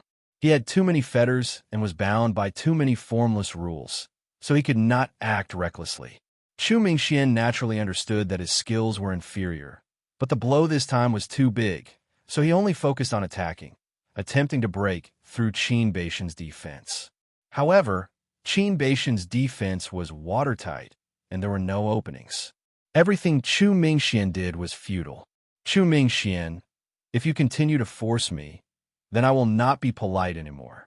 Seeing the other party pestering him, even the clay figurine was a little angry. His anger was aroused, and he said with a gloomy face. His attacks suddenly changed, becoming incomparably powerful. Chu Mingxian retreated step by step, and finally fell on his butt, looking battered and exhausted. Qin Batian's fist stopped a millimeter away from Chu Mingxian's forehead, and the wind from the fist made him unable to open his eyes. "Give up, I don't want to kill you," Qin Batian persuaded earnestly. Chu Mingxian's eyes looked like he wanted to eat someone, staring fixedly at Qin Batian, but he calmly accepted it and did not look askance. "Qin Batian, from now on, you are the enemy of the Chu clan. We will definitely kill you." Chu Mingxian clenched his teeth and said fiercely, "Come, I'll take whatever moves you have." Qin Batian shrugged and said indifferently. Chu Mingxian crawled up, pulled out the shooting sun arrow, and hugged Chu Chongyang's corpse. He led his subordinates in the direction of the Chu clan, and the atmosphere was incomparably bleak. Qin Batian crouched down and asked, "Tang Zheng, how are you?" "I'm fine, but I need time to recover," Tang Zheng said weakly. He was indeed not heavily injured, and only suffered some light injuries. There was no danger to his life, but he still needed to rest for a few days. Qin Batian heard this and nodded, unable to conceal his shock. He praised, "You killed Chu Chongyang, yet you're not heavily injured. Truly admirable." Tang Zheng squeezed out a smile and said, "This was all based on luck. Moreover, if you were not here, even if I killed him, it would still be difficult for me to escape death. You saved Hongqing's life, so this is what I should do." Qin Batian smiled. "Help me put away the bow and arrows." "Hey Z, quickly put it away," Qin Batian instructed. He had seen the power of the divine bow and arrows, so he naturally knew how precious they were. Hazy hurriedly and carefully put away the bow and arrows. He held it with both hands, as if he was holding a sacred object. The few of them left, leaving behind only this tragic and messy battlefield. Although not many people had witnessed this life and death battle, the news of this battle was like snowflakes falling from the sky, quickly flying into the ears of those who were interested in the capital. This news caused the blood of the people involved to boil. In this world, how many people had not heard news of a martial scholar dying in battle? Most of the martial scholars died of natural causes. But today, a martial scholar had died, and he was even the head of the Chu family. These people were very clear about what this meant. Many people had already started to plan, preparing to take a bite out of the colossus that was the Chu family. This fellow had already lost his fangs and did not pose much of a threat, so it was the best opportunity to divide and eat. The competition between the various clans and powers was extremely cruel. There was not the slightest bit of mercy to speak of. Every battle was a life and death battle. This huge scheme was immediately unfolded step by step. The various industries of the Chu family were completely attacked, and the powers that were hiding in the dark all raised their heads. In the past, they were all docile sheep, but now that they had revealed their fangs, they realized that they were all jackals, wolves, tigers, and leopards. Of course, the attention of the other main character quickly increased. Tang Zheng was originally famous in the capital circle. Back then, he had killed the pre-celestial stage expert of the Chu family, and then caused a ruckus at Yin Potion's birthday banquet. Furthermore, he had retreated unscathed, causing no one to dare underestimate him. Of course, Tang Zheng's identity as a cultivator caused him to become the focus of attention. It was just that no one expected that he would do such an earth-shattering feat in just a few days after returning to the capital, causing people to find it hard to digest. Many people's attitude towards Tang Zheng quickly changed. Those who were originally prepared to secretly deal with Tang Zheng immediately stopped and silently paid attention to Tang Zheng. Chapter 461. Tang Zheng was brought back to Qin Baishan's residence. Li Hongqing was anxiously looking at Tang Zheng, who was lying on the bed, unable to move. She asked with concern, "Tang Zheng, how did you become like this?" Li Hongqing had been poisoned by the evil qi of the thousand-year blood jade, and it was Tang Zheng who saved her life. Thus, she was extremely grateful to Tang Zheng. Tang Zheng squeezed out a smile and said, "I'm fine. I'll be able to move again after a day of rest." He could already feel the true qi slowly being produced in his meridians. A day's time was enough for him to move again. Of course, to return to his peak state, there was still a period of time. Qin Batian looked at Tang Zheng with a burning gaze. He still had some lingering fear in his heart, but he was also very excited. He sighed, "Tang Zheng, this time you really did something big. The sky of the capital has been completely pierced by you. The balance has also been completely broken. I think it's going to set off a big storm." He wanted to kill me. If I had let him go, there would have been no end to it. I had no choice but to kill him. Tang Zheng said, "Who knows how many people in the capital want to kill Chu Chongyang? At least the people from the other three families all wanted to kill him, but no one was able to do it. Yet you were able to do it. Your name will definitely resound like thunder in the future. However, this is definitely a big problem. Who knows how many people will come to find trouble with me in the future?" Tang Zheng helplessly smiled bitterly. Your identity as a cultivator means that you are destined to become the target of public criticism. Even if this matter did not happen, many people would still target you. However, Chu Chongyang's death is not entirely a bad thing. At least, many people who are not strong enough will not dare to have any ideas about you. In the capital, only the other large families will be a threat to you. Qin Batian was very clear about the depth of the water in the capital. Among the Yin family, the Song family, and the Ye family, who do you think will make a move on me first? Tang Zheng asked. Qin Batian pondered for a moment before replying. The Ye family has a close relationship with you, and Yi Tianlei is an upright person. She and Feng Xinyang will definitely do their best to prevent the Ye family from becoming enemies with you. Tang Zheng secretly nodded. This analysis was very reasonable. The Ye family would not fall out with him for the time being. Among the other two families, the Yin family is more powerful than the Song family. Therefore, if the Yin family makes a move, they will be the biggest threat to you. Tang Zheng thought back to Yin Patian and Yin Qishan, this pair of father and son in the Great Master Realm, and his heart shivered. If they were to make a move, then no one in the capital would be able to resist them. The Song family has a grudge with me. Do you think the chances of them making a move are higher? Tang Zheng asked curiously. The Song family has been recuperating for the past few years, and has a good relationship with the other families. Recently, they have gradually revealed their fangs, and the Song family has already grown to become a big family, second only to the Yin family. Furthermore, you have a grudge with them, so the chances of them making a move are not small. Furthermore, you killed Chu Chongyang and challenged the dignity of a few big families.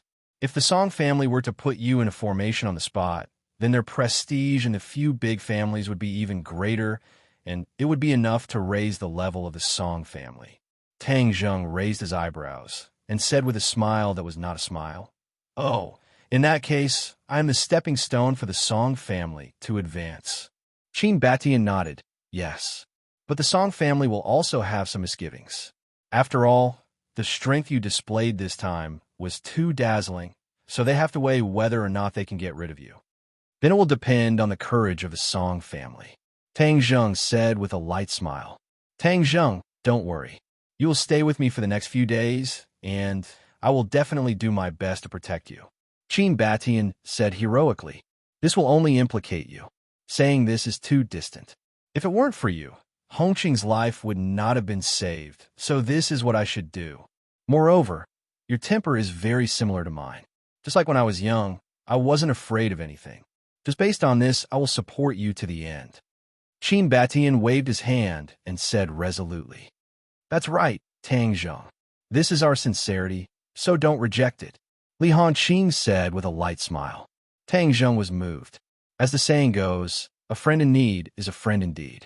Actually, his relationship with this couple was not that deep, but they were supporting him like this. This was equivalent to gambling their lives. He secretly made up his mind that once this matter was over, he would definitely find a way to repay them, so that they would not regret this decision. Ring, ring, ring. Suddenly, his cell phone rang. "Your cell phone is ringing. Yi ding dang, do you want to pick it up?" Li Hongqing took out the cell phone for him and asked. "Pick it up." Tang Zheng guessed that the news of Chu Chongyang's death must have spread, so Yi Ding Dang called. "Tang Zheng, how are you?" After pressing the answer button, Yi Ding Dong's anxious voice floated over, almost as if she was crying. Tang Zheng was stunned.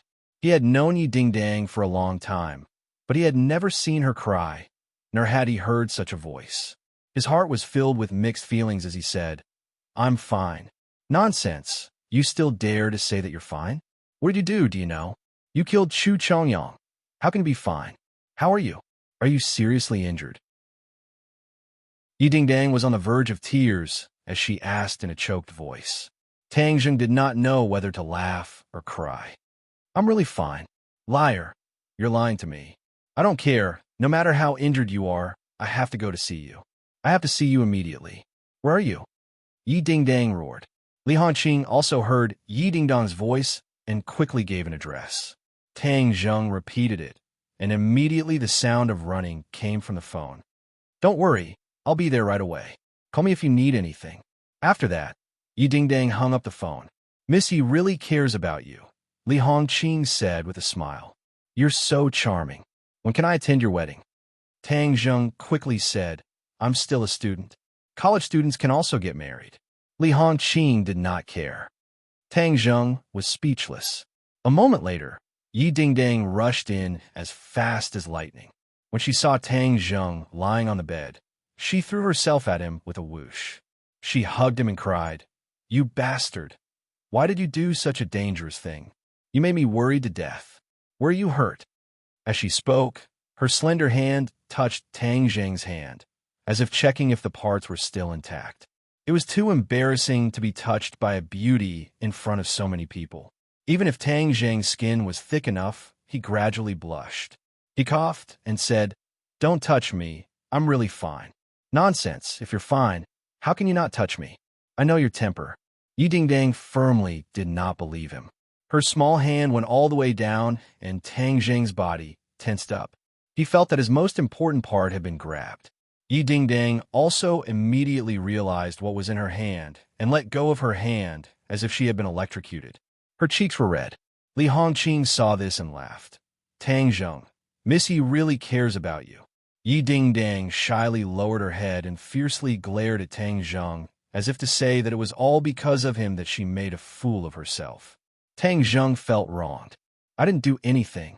It was clearly you who came and touched me. I was the one who suffered.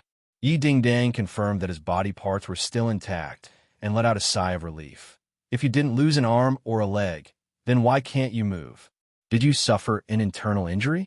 It can be considered an internal injury. I'll go and find a senior king of medicine. He must have a way. Yi Dingdang had an idea and said, I don't remember. My medical skills are not bad. I can recuperate on my own. After a period of time, I will recover. Tang Zheng refused. No, you're too careless. I must find the senior king of medicine to check on you before I can rest assured. Yi Dingdang insisted. Tang Zheng rolled his eyes and was helpless. Tang Zheng, this time you did such an earth-shattering thing. Do you know what's the situation outside? Yi Dingdang asked with lingering fear. Look at me. How can I know? The Ye family has been quarreling because of you. Yi Tianming thinks that they should deal with you immediately. He said that if you dare to kill Chu Chongyang today, you will dare to deal with the Ye family tomorrow. You're a cultivator. You're a bomb that can explode at any time. It's a cliché. Didn't he say the same thing last time? Tang Zheng did not take it seriously. You didn't do what you did last time. Of course, it's not the same thing. However, my parents argued for it, so the old man has not made a decision. Humph! If the Ye family really becomes your enemy, then I will withdraw from the Ye family. From then on, I will have nothing to do with them. Yi Dingdang gritted her teeth and said resolutely. Li Hongqing immediately gave her a thumbs up and praised. Miss Yi, you dare to love and hate. You are so bold. You are simply a role model among women. Yi Dingdang was embarrassed. She secretly glanced at Tang Zheng and said, I just can't stand them forgetting justice for the sake of profit. After a pause, she continued, Not only the Ye family. I heard that the Yin and Song families are also quarreling. Chu Chongyang's death is equivalent to an atomic bomb explosion. The power is too great. Oh, so it seems that these two families will soon make a move against me. If one of them comes, I'll kill one. If two comes, I'll kill two. As long as I'm here, don't even think about harming you. Yi Dingdang said fiercely like a hen protecting its young. At this moment, the other two families were indeed very lively. The three generations of the Yin family were all gathered together, and even Yin Xingyi, who did not care about the affairs of the world, was present. Yin Xingyi was a monk and had always been cultivating in the Taoist temple. Ever since Yin Potion's birthday banquet, she had stayed behind and built a Taoist temple in the Dragon Elephant Mountain. She usually cultivated here and could also accompany Yin Patian. Yin Xingyi was dressed in a simple and elegant Taoist robe and did not have the slightest bit of aura. She sat in the middle of the group with her eyes closed and listened calmly to their endless discussions. Father, this Tang Zheng relied on his identity as a cultivator to actually kill Chu Chongyang. Such a person definitely cannot be left alive. I guess the martial sect will definitely make a move against him. We should make a move first, and right now is also the time when Tang Zheng is at his weakest. It is a heaven-sent opportunity for us, and it will be too late to regret it if others beat us to it. Last time in the Imperial City, I saw that Song Jianan wanted to kill Tang Zheng. I think that this time, he will definitely be impatient to make a move. Yin Qishan said. Chapter 462. Can't die what? The others all looked at Yin Xingyi at the same time. Yin Qishan asked in surprise. Yin Xingyi's expression did not change, and said calmly, because there are more important things waiting for him in the future. The expressions of the few of them became strange, but only Yin Potion's expression became serious, and asked, Qingyi, did you sense something? When Yin Qishan and Yin Luoyun heard this, their eyes instantly widened. Regarding Yin Xingyi, this was a huge secret of the Yin family, and outsiders had no way of knowing about it. Outsiders only thought that Yin Xingyi was a monk, and many of them were still regretting that such a beautiful woman who was born in a famous family was actually a monk. It was truly inconceivable. These people did not know that there was a very important reason why Yin Xingyi had become a monk. Yin Xingyi had been incomparably intelligent since she was young. She seemed to know many things that ordinary people thought were incomparably profound, and had great wisdom and comprehension ability. Yin Qingyi had refused to learn martial arts since she was young. Even if others ordered her to practice martial arts, she would never obey. Later on, it was left unsettled. Therefore, she did not have any martial arts at all. This was an anomaly in the Yin family. Yin Qingyi had an innate closeness to Taoist scriptures, unlike other girls who loved to dress up in fashion. Instead, she was immersed in Taoist scriptures all day long. In the end, unknowingly, she actually had a kind of epiphany. She had a kind of foresight ability. Of course, not everything could be foreseen, but on many important matters, she would have a trace of foresight. However, this kind of ability could be said to be heaven-defying and difficult to deal with. It was one of the biggest secrets of the Yin family, so Yin Patian would only agree if Yin Qingyi chose to become a monk. Before Yin Potion's birthday banquet, Yin Qingyi returned to the capital and told him that there would be a change in the birthday banquet and that a person would appear out of nowhere. Later on, this matter was confirmed. The person who had appeared out of nowhere was Tang Zheng. Moreover, he had soared to the heavens at the speed of a rocket. At this point, Yin Patian was even more convinced of Yin Qingyi's ability to predict the future. It was a blessing for the Yin family to have such a person, but it could also be said to be a very dangerous thing. This kind of mysterious and miraculous thing could easily make people associate it with the miraculous abilities of Xiuzhe.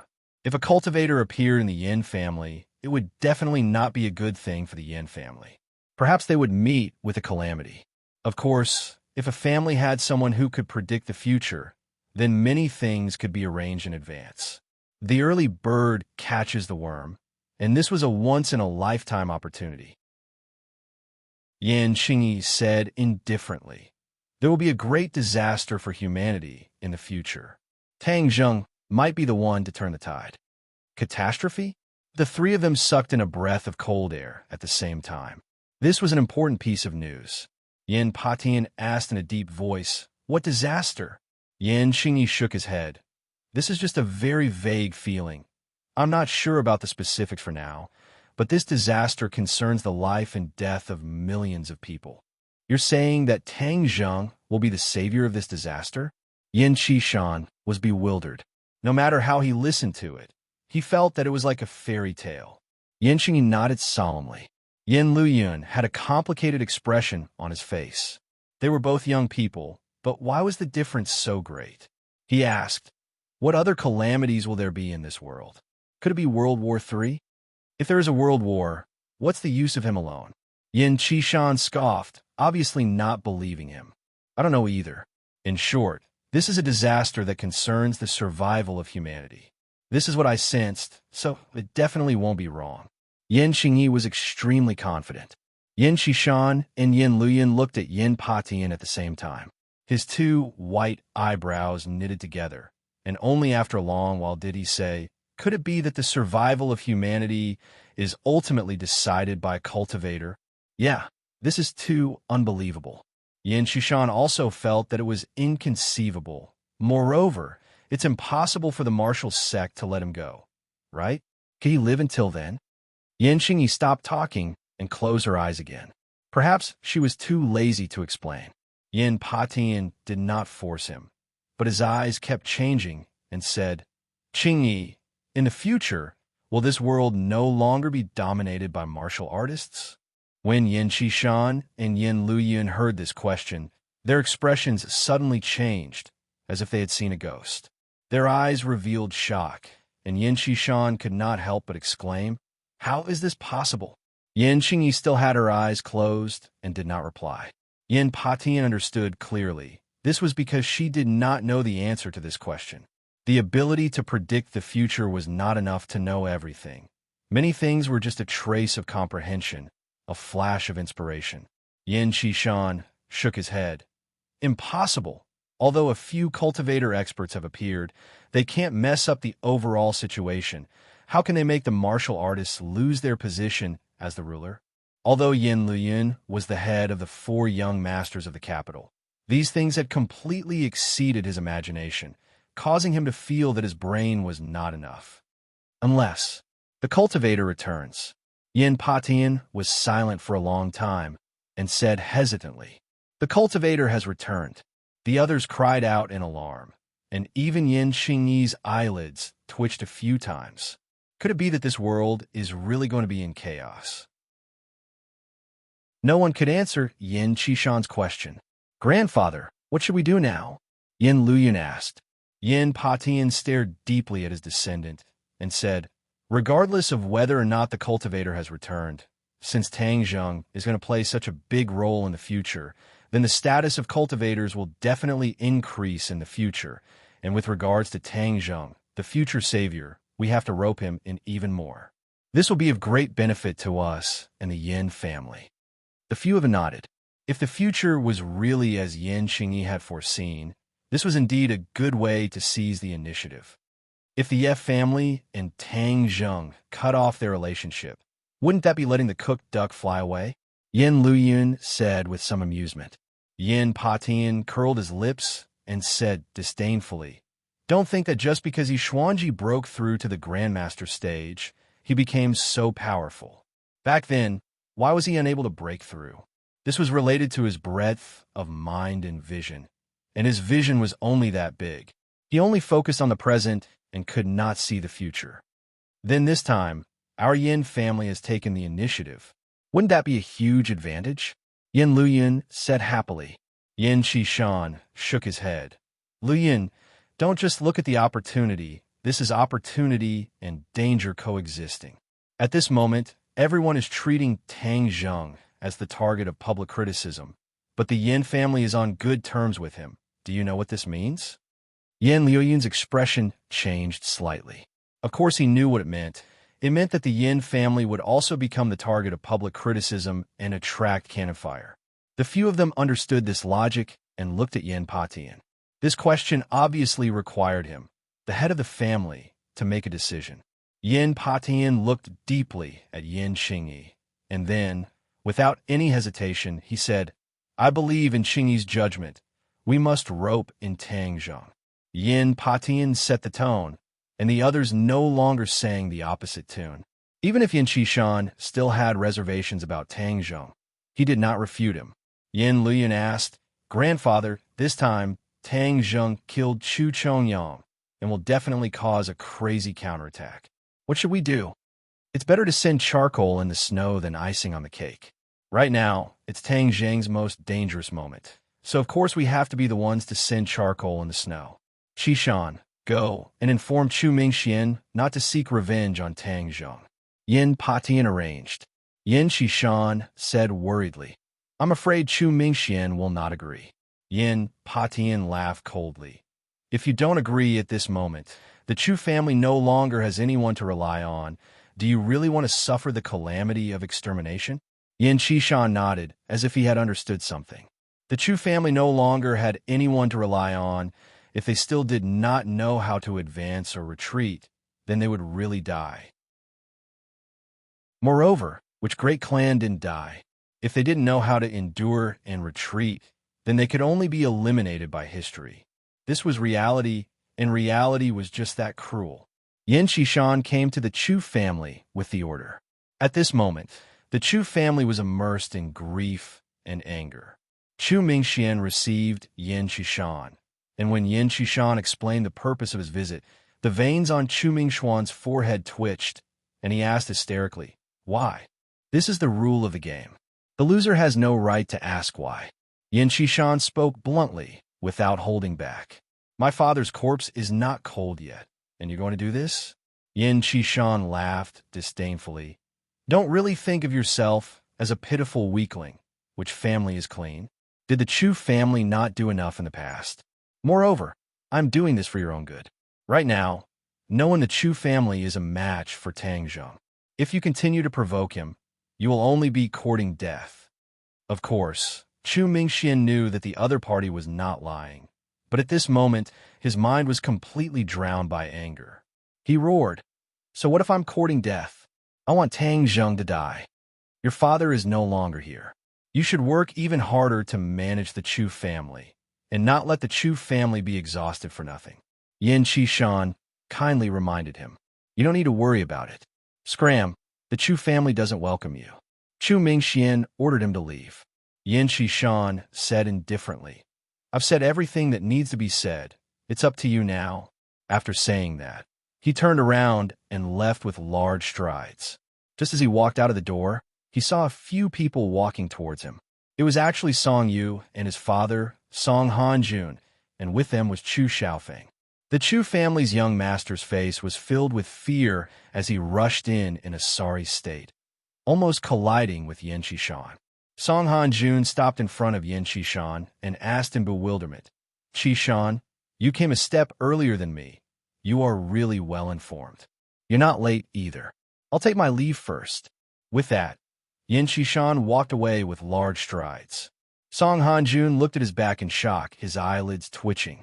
Song Yu also looked at him suspiciously and asked in a low voice, why did he leave in such a hurry? There must be something going on. Let's go in first. Song Hanjun said in a deep voice, and then quickly walked in. Chu Xiaofeng was already wailing loudly, and Chu Mingxuan's face was also filled with anger. Song Hanjuan's heart skipped a beat, and he immediately changed his expression. With a sorrowful expression, he said while choking with sobs, Brother Mingxian, I came late. I never thought that the patriarch of the Chongyang family would actually be killed by a villain. Chapter 463. Hearing that, Chu Mingxian cupped his hands and said, Thank you, Hanjun, for taking the time to come here. Unlike some people who saw that my father was in trouble, they came here to bully others. Song Hanjuan's eyebrows twitched, as if he had understood something. Could it be that Mingxian is talking about the Yin Shishan who just left? Chu Mingxian snorted angrily. Other than him, who else can it be? Yin family really thinks that they are the number one in the capital, and do not put anyone else in their eyes at all. In the past, the Yin family was powerful, and the Chu family relied on the Yin family. Later on, because of what happened at the birthday banquet, the two families developed a grudge, and the estrangement grew larger and larger. This time, the Yin family's decision had finally caused the two families to fall out, and Chu Mingxian finally had nothing to worry about. Hearing that, Song Hanjuan's heart trembled. He did not understand why the Yin family would make such a decision. Right now should be the best time to rope in the Chu family, or even annex the Chu family, but the Yin family did the opposite. Song Hanjun could not figure it out for the time being, but this did not stop him from being overjoyed. Since the Yin family had given up on this fat meat, the Song family had no reason to refuse. In these past few years, the Song family had worked hard and looked harmless, but in fact, they were secretly accumulating power, and their strength had already increased by a leap. If they could take advantage of this opportunity to annex the Chu family, it would be like adding wings to a tiger, and they could even stand on equal footing with the Yin family. Qinsheng Song family, I really came to the right place this time. Song Hanjun was secretly happy in his heart, but he put on an expression of righteous indignation and shouted angrily, How preposterous! We are all great families in the capital, so we should be on the same side. Yin family actually took advantage of this opportunity to bully others. It is truly despicable. Not only is the Yin family bullying others, they are also supporting that brat Tang Zheng. Who is that brat? He is a cultivator. I think the Yin family is preparing to become enemies with all the warriors in the world. Chu Mingxian gritted his teeth and said. Song Hanjuan's eyes became brighter and brighter. He thought to himself, could it be that Yin Patian has gone senile? They actually stood on the side of the Xiuzhe on such a major issue. This was seeking their own destruction. If it weren't for the inappropriate occasion, Song Hanjun really wanted to look up to the sky and laugh 3 times. If this wasn't the heavens helping the Song family, then what was? Song Yu, on the other hand, was not so excited. Instead, she frowned and looked at her father, deep in thought. Mingxian, the Yin family is so perverse. It will definitely arouse public anger. You don't need to care about their attitude. This time, the head of the Chongyang family was killed by Tang Zheng. What are you going to do? Song Hanjun asked. Revenge, a debt of blood, must be paid in blood. We must kill that brat Tang Zheng. Chu Mingxian said resolutely. Chu Xiaofeng abruptly raised his head. With a ferocious expression, he clamored, We must kill him. Tang Zheng was his nightmare, and he could not get rid of it. Last time, he teamed up with Song Yu to trap Tang Zheng and was prepared to let him die in the martial arts assembly, but it did not work. He did not expect that the pillar of the Chu family would fall into Tang Zheng's hands this time. However, Chu Xiaofeng was not at home earlier and was with Song Yu, so he did not personally witness the battle just now. He suddenly came to a realization and asked, "What kind of strength does Tang Zheng have? How can he be a match for grandfather?"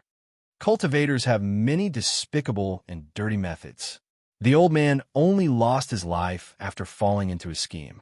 Chu Mingxian said hatefully, but did not tell the truth. Regarding the specific details of the battle, Chu Mingxian had already issued a gag order, and no one present was allowed to mention it to outsiders.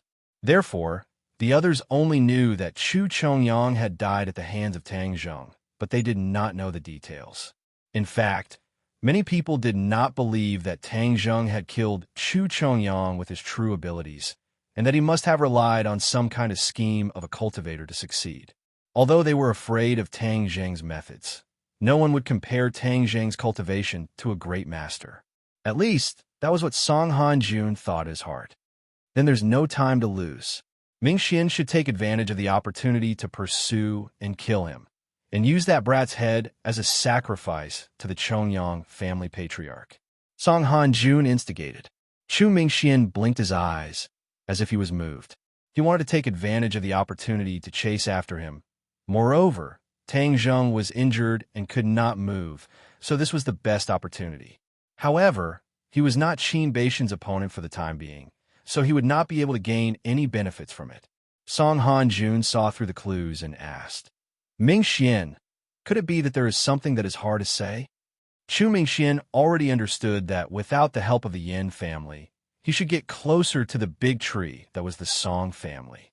He might as well not hide it anymore, and said with righteous indignation, "To be honest, ever since I was injured at Yin Potion's birthday banquet, I have yet to recover, and right now, Tang Zheng is under Qin Beixian's protection, so I can't kill him."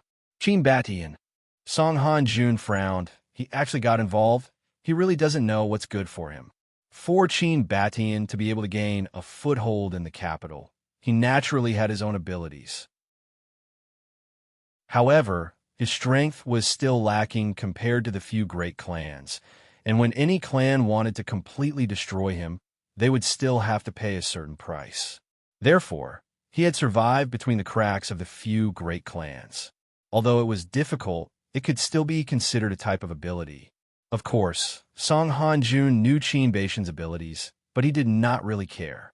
With regards to the big plan of annexing the Chu family, if Qin Batian did not know what was good for him and became the tiger that stood in the way, Song Hanjun did not mind getting rid of Qin Batian earlier. Therefore, Song Hanjun said without hesitation, "Mingxian, a single Qin Batian is not worth mentioning.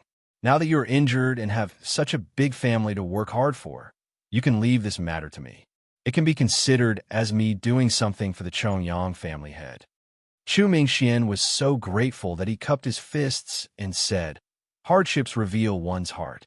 Hanjun, you are the great benefactor of our Chu family." Song Hanjun smiled modestly, but a trace of complacency flashed past his eyes. He thought to himself, "I am your benefactor now, and in the future, I will be your master, haha." Song Hanjun was swift and decisive, and immediately expressed that he wanted to leave and kill Tang Zheng. Chu Xiaofeng volunteered and shouted, "I'll go too.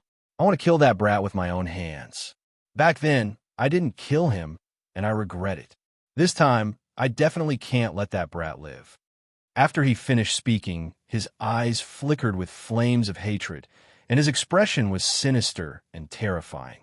"All right, Xiaofeng, you go together. When the time comes, I'll let you personally end that brat." Song Hanjun patted Chu Xiaofeng's shoulder and said cordially.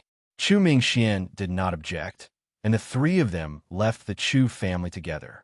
Song Hanjun and his son sat in their own car, and seeing that there were no outsiders, Song Yu finally could not hold it in and asked the question that had been stuck in her heart for a long time. "Dad, the Yin family is not an idiot. Why are they so abnormal this time? To actually help Tang Zheng unexpectedly?" Song Han-jun laughed unconcernedly. Yin Patian is muddle-headed. He really thinks that no one in the capital can control him. So he's becoming more and more unbridled. I don't think so. Yin Patian has been cautious for so many years. Otherwise, he wouldn't have the strength of the Yin family today. The Yin family has always had a close relationship with the Li Palace. Could it be that they received the instructions of the Li Palace? Song, you guessed. Song Han-jun was shocked. Coincidentally, the car bumped and almost hit the back of the chair in front of him, scaring the driver so much that his heart jumped. You're saying that the Li Palace instructed the Yin family to rope in Tangzhong? Song Han-jun asked in bewilderment. That's also my guess. Song Yu said uncertainly. Song Han-jun's expression became even more serious. He could not make up his mind, and said, I'll ask the old man first. He immediately dialed Song Jianan's number. After hearing his analysis, the other party said disdainfully, Do you think that the Li Palace will protect a cultivator? Ridiculous. Although the Li Palace was not like the martial sect who chased after cultivators with no regard for their lives, they were not friends with cultivators either. The martial sect viewed cultivators as a thorn in their side, and the Li Palace would definitely not go against the martial sect on this point. Moreover, I can guess that the Azure Dragon Hall will definitely stand on the side of the martial sect when it comes to cultivators. Hearing the other party's confident words, Song Han-jun and Song Yu's expressions changed slightly.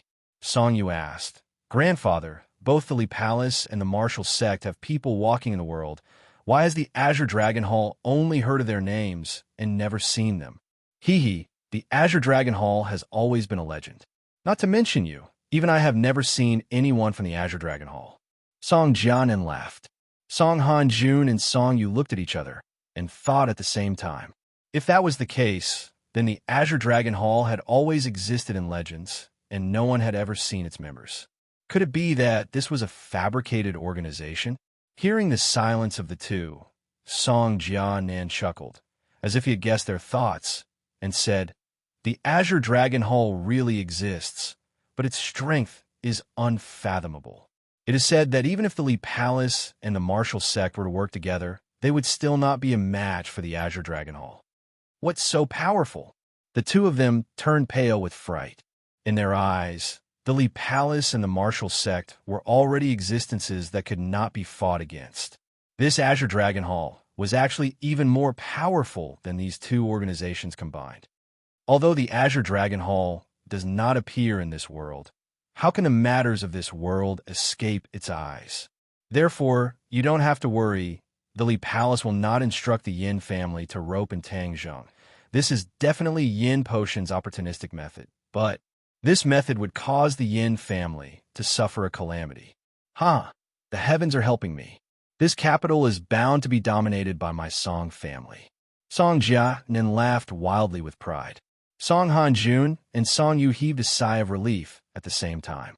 The bit of doubt in Song Yu's heart also disappeared into thin air, and instead, a kind of excitement and pleasure gradually assaulted her heart. He had known Tang Zheng for a very long time. Back then, when he first met Tang Zheng at the Ordinary Balance Courtyard, he could still have a high and mighty attitude. However, this kind of high and mighty attitude did not last long, because on the problem of Yi Ding Ding, Tang Zheng had completely defeated him. Although he knew that it was just a prank, just a play, he did not expect that the play would become true and he would be utterly defeated. After that, the two sides moved to the capital.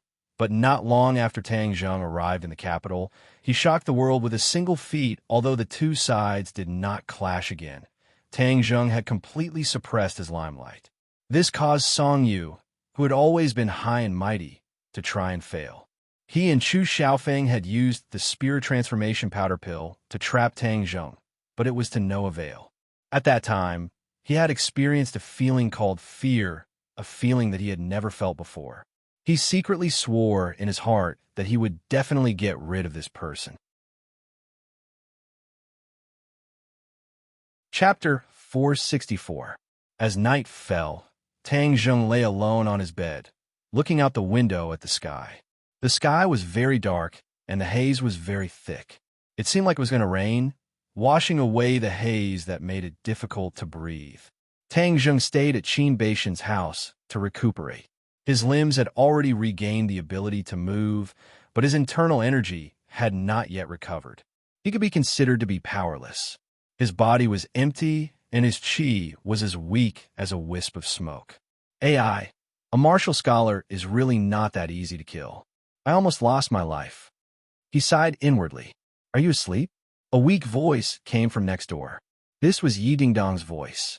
She had stubbornly stayed and turned off her phone, not letting anyone in the house find her. I'm asleep, Tang Zheng said. You're still promising me after sleeping. Hung, you never say a proper word all day. Yi Dingdang ridiculed. Yes, that's my temper. It seems like I won't be able to change it in this lifetime. It's not too late for you to regret leaving. I said that I would protect you. How could I leave? Hung, no matter who it is, I'll kill one if one comes. I'll kill two if two come. Yi Dingdang said righteously. Tang Zheng's lips curled into a smile. To have such a close female friend was undoubtedly one of life's greatest blessings. He did not know what he had done to deserve this. Go to sleep. You're a good student, so you can't skip class like me, Tang Zheng advised. I won't leave until you're well. It's almost time for the final exams. I'm not afraid. Don't think that you're the only smart one. I'm not stupid either, Yi Dingdang said proudly. Then let's have a bet on whose final exam score is higher. Yi Dingdang angrily said, I won't bet with you. I bet with you so many times before and lost every time. I won't be fooled again. Thinking about their previous bet, the two of them could not help but smile. Pung! A loud noise rang out. It was particularly sudden and ear-piercing in the silent night. Tang Zheng immediately sat up and exclaimed, Something's wrong. The door was suddenly pushed open and a graceful figure stood in front of Tang Zheng to protect him. Yi Dingdang cautiously said, Someone broke in. I heard it. It's in the front yard. Tang Zheng said with a solemn expression, It's not even night yet, and you can't wait to kill me already? Don't worry, I'm here. Yi Dingdang patted her chest and said fearlessly. Tang Zheng smiled knowingly. Then I'll leave my life in your hands. Yi Dingdang heard this, and her eyes widened. Her confidence soared as she excitedly said, Don't worry, with this heroine here, I won't let anyone take advantage of you. Tang Zheng smiled as he looked at her. He found that he seemed to have returned to the time when he was ordinary balance. Ever since he came to Beijing, there were too many strong local tyrants. Yi Dingdang also seemed to be a lot more reserved. But at this moment, her confidence made people's eyes light up. Although this kind of confidence was a bit overestimating one's abilities, Tang Zheng felt that he liked it very much. A warm current flowed through his body. Not long after, there was the sound of fierce fighting in the front yard. Just by listening to the sound, one could tell how dangerous this battle was. It's an expert. Tang Zheng's expression became serious. How high of an expert? Yi Dingdang asked in confusion. An expert higher than you. Yi Dingdang's face revealed a difficult expression, but she immediately calmed down and said, So what if it's an expert? This heroine will still cut him down with my sword. With a schwa sound, she pulled out a cold, glinting sword from somewhere. The sword was still trembling. You know swordsmanship? Tang Zheng asked in astonishment. He had never seen her use a sword before. Yi Dingdang's face turned red as she said, Before I left, I took a sword from home. Tang Zheng smiled. The meaning of these words was obvious. Although Yi Dingdang was already a prenatal martial artist, he really didn't know any swordsmanship. If I had a suitable swordsmanship, I could teach it to her. But the heaven-flying immortal's swordsmanship doesn't suit her. Tang Zheng said regretfully. As soon as this thought appeared, a set of swordsmanship appeared in his mind. Tang Zheng was shocked. He couldn't help but cry out, Wind-chasing swordsmanship. Wind-chasing swordsmanship. What kind of swordsmanship is this? Yi Dingdang curiously asked when she heard this. But she discovered that Tang Zheng's eyes were staring in front of him as if he was stunned. She quickly waved her hand in front of his eyes and called out, Hey, what's wrong with you? Don't scare me. Tang Zheng regained his calm. It was clear that this set of wind-chasing swordsmanship was related to Qi Yu's heart. Maybe it was that thought from before that touched Qi Yu's heart, So this set of swordsmanship appeared out of nowhere. He knocked away her hand and said, I have a set of swordsmanship called wind-chasing swordsmanship. It is very suitable for you. Yi Ding-dong's eyebrows danced as she said, Really? The Jade Woman's Heart Sutra you gave me last time was very powerful. This wind-chasing swordsmanship shouldn't be too bad, right? Tang Zheng nodded. The swordsmanship recorded in Qi Yu's heart naturally wouldn't be too bad. He didn't know the origin of this set of swordsmanship, but this set of swordsmanship was very interesting. It only required sword moves and didn't even need Qi or Qi to activate it. This meant that even if a normal person was familiar with the moves and used them, the power would not be small. At least in Tang Zheng's eyes, the power of this set of swordsmanship was not small. When Tang Zheng finished teaching this set of swordsmanship, Yi Ding-dong's eyes lit up with joy.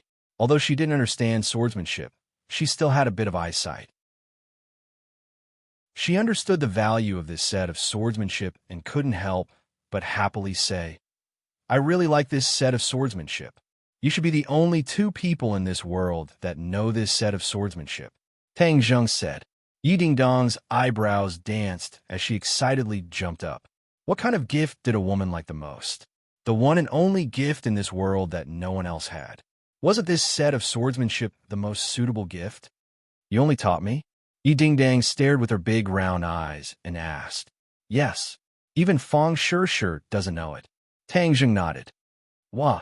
Yi Ding-dong excitedly threw herself at Tang Zheng. With a pung sound, she threw him onto the bed. Tang Zheng was currently not her opponent. He was pressed under her body and inhaled her fragrance. He awkwardly said, Are you trying to take advantage of me when I'm not paying attention and throw yourself at me? Yi Ding-dong immediately blushed. She stood up straight and glared at him. What nonsense are you thinking about all day? Don't just talk. Practice your swordsmanship first. Tang Zheng urged. Okay. Yi Ding-dong immediately began to move. Her sword moved according to her heart. Shwa, shwa, shwa. Her sword was like the wind. The wind rose, and the sword chased after the wind until only a sword shadow was left. What a fast sword! Yi Ding-dong was dumbfounded. She clearly did not expect the sword in her hand to be so fast. Moreover, she felt that there was no internal strength flowing. This was the power of a fixed move. Why is the swordsmanship so strange? Yi Ding-dong asked in astonishment. Tang Zheng was speechless. He had only explained it once, and she was able to practice the swordsmanship to such a degree. It was truly shocking. If she was not a martial arts genius, then it could only be because of the mysteriousness of the swordsmanship. Could it be that this set of swordsmanship can be learned quickly and at such a terrifying speed? Tang Zheng was shocked by this thought. This kind of swordsmanship could be called a peerless swordsmanship. It was a treasure that many people coveted. No matter how powerful a set of swordsmanship was, it was too difficult to learn. It was something that ordinary people could only dream of. But a set of swordsmanship was not only powerful, it did not have any requirements for the cultivator. Moreover, it could be learned in one lesson. How terrifying was that? It could instantly turn a person into an expert. This is too abnormal. Tang Zheng smacked his lips, unable to let go of the shock in his heart for a long time. As expected of the swordsmanship in Qi Yu's heart. This is a peerless treasure. I'm afraid its value is even greater than the heaven-flying immortal swordsmanship. It was true that the heaven-flying immortal swordsmanship was powerful. As for whether it was more powerful than the wind-chasing swordsmanship, Tang Zheng was unable to determine. However, one thing was certain. The heaven-flying immortal swordsmanship was not something that ordinary people could learn. On the other hand, the wind-chasing swordsmanship could be learned by anyone. The difference in value was like heaven and earth. However, the wind-chasing swordsmanship was not simple. If one did not know the sword moves and profoundness within it, they would not be able to learn it. Therefore, he was not afraid that others would secretly learn it during a battle. Tang Zheng was inexplicably excited. He did not know what other treasures Qi Yu had in his heart. Seeing Tang Zheng in a daze and not speaking, Yi Ding-dong nudged him and asked, Hey, why are you in a daze again? How come I didn't notice this before? Tang Zheng came back to his senses and solemnly said, "The wind-chasing swordsmanship must not be casually taught to outsiders. Do you understand?" Of course, I'm not an idiot. Yi Ding-Dang rolled her eyes. She did not think that this swordsmanship was too precious and could not be taught to outsiders. Rather, this was the only swordsmanship that Tang Zheng had taught her. In this world, it was unique to her. How could she be willing to share it with others? Boom! Suddenly, a loud sound from outside interrupted the two's thoughts. The ground trembled, and the two jumped in fright. Tang Zheng hurriedly said, "Let's go out and take a look." The two of them walked out of the room and saw that the courtyard was in a mess. A large portion of the courtyard walls had collapsed, and dust filled the air. In the middle of the mess stood two people, Qin Batian and Song Hanjun. Qin Batian's mouth was dripping with blood. His clothes had been cut in several places, and he appeared to be in a sorry state. Song Hanjun's aura was even stronger as he held a large blade in his hand. "Qin Batian, you are not my opponent. If you want to seek death, then I will fulfill your wish today," Song Hanjun said with a murderous aura. Qin Batian wiped the blood from the corner of his mouth and arrogantly said, "Song Hanjun, as long as I am here, you can forget about touching a single hair on Tang Zheng's head." Reckless fool, what benefits did Tang Zheng give you to make you so dead set on following him? Qin Batian coldly snorted but did not reply. Song Hanjun was preparing to make another move when he saw Tang Zheng standing at the entrance from the corner of his eyes. His eyes narrowed as he roared with killing intent. "Tang Zheng, quickly come and accept your death. Tang Zheng, leave quickly. I will block him first." Qin Batian leaped, blocking Song Hanjun's path as he shouted. Chapter 465. Song Hanjun made a feint and dodged Qin Batian's attack as the cold glint of the blade in his hand shot towards Tang Zheng. Qin Batian turned pale with fright as he hurriedly shouted for him to stop, but it was already too late. Song Hanjun's move was a killing move, and if it hit Tang Zheng, even if he didn't die, he would be heavily injured. Song Hanjun was determined to win. With Tang Zheng's current physique, there was no way for him to dodge, and he could only watch as the large blade slashed towards him. Shua! A ray of sword light rose from his side and met the blade of the saber. It was fast and accurate and tapped on the body of the saber. A burst of skillful power suddenly erupted, and the saber was deflected to the side, missing the target. Song Hanjun was shocked, as he didn't expect that this sure kill attack would actually miss because of Yi Ding-Dong's obstruction. Qin Batian rejoiced as he leapt in front of Tang Zheng to protect him, glaring at Song Hanjun like a tiger eyeing its prey. Song Hanjun ignored him as he stared at Yi Ding-Dang and said, "Yi Ding-Dang, could it be that you also want to be my enemy and the Song family's enemy?" Yi Ding-Dang proudly said, "You want to kill Tang Zheng, so that means you are my enemy, and I am your enemy. Don't think that just because you are Yi Tianlei's daughter that I won't dare to touch you. Yi Tianlei is only a first-grade Xiantian realm cultivator and is weak by himself. Even if I hurt you, he can't do anything to me," Song Hanjun said confidently, as he obviously didn't put Yi Tianlei in his eyes. Although Yi Tianlei was one of the top two in the Ye family, compared to the other second-generation disciples, his strength was the weakest, so Song Hanjun didn't think much of him. "Then let's give it a try. Let's see if the sword in my hand is weak." Yi Ding-Dang bit her lip and refused to back down. At this time, Song Yu and Chu Xiaofeng also rushed in from the outside. When they saw Yi Ding-Dang, Song Yu's face flashed with displeasure, and then looked at Tang Zheng hiding behind Yi Ding-Dang, and resentment appeared in her eyes. "Dad, don't hurt Ding-Dang. Our target is Tang Zheng," Song Yu advised. Song Hanjun looked at his son meaningfully and said, "I cannot hurt her, but she must immediately scram away from me. Otherwise the blade in my hand will not recognize her." Song Yu hurriedly advised, "Ding-Dang, come over here quickly.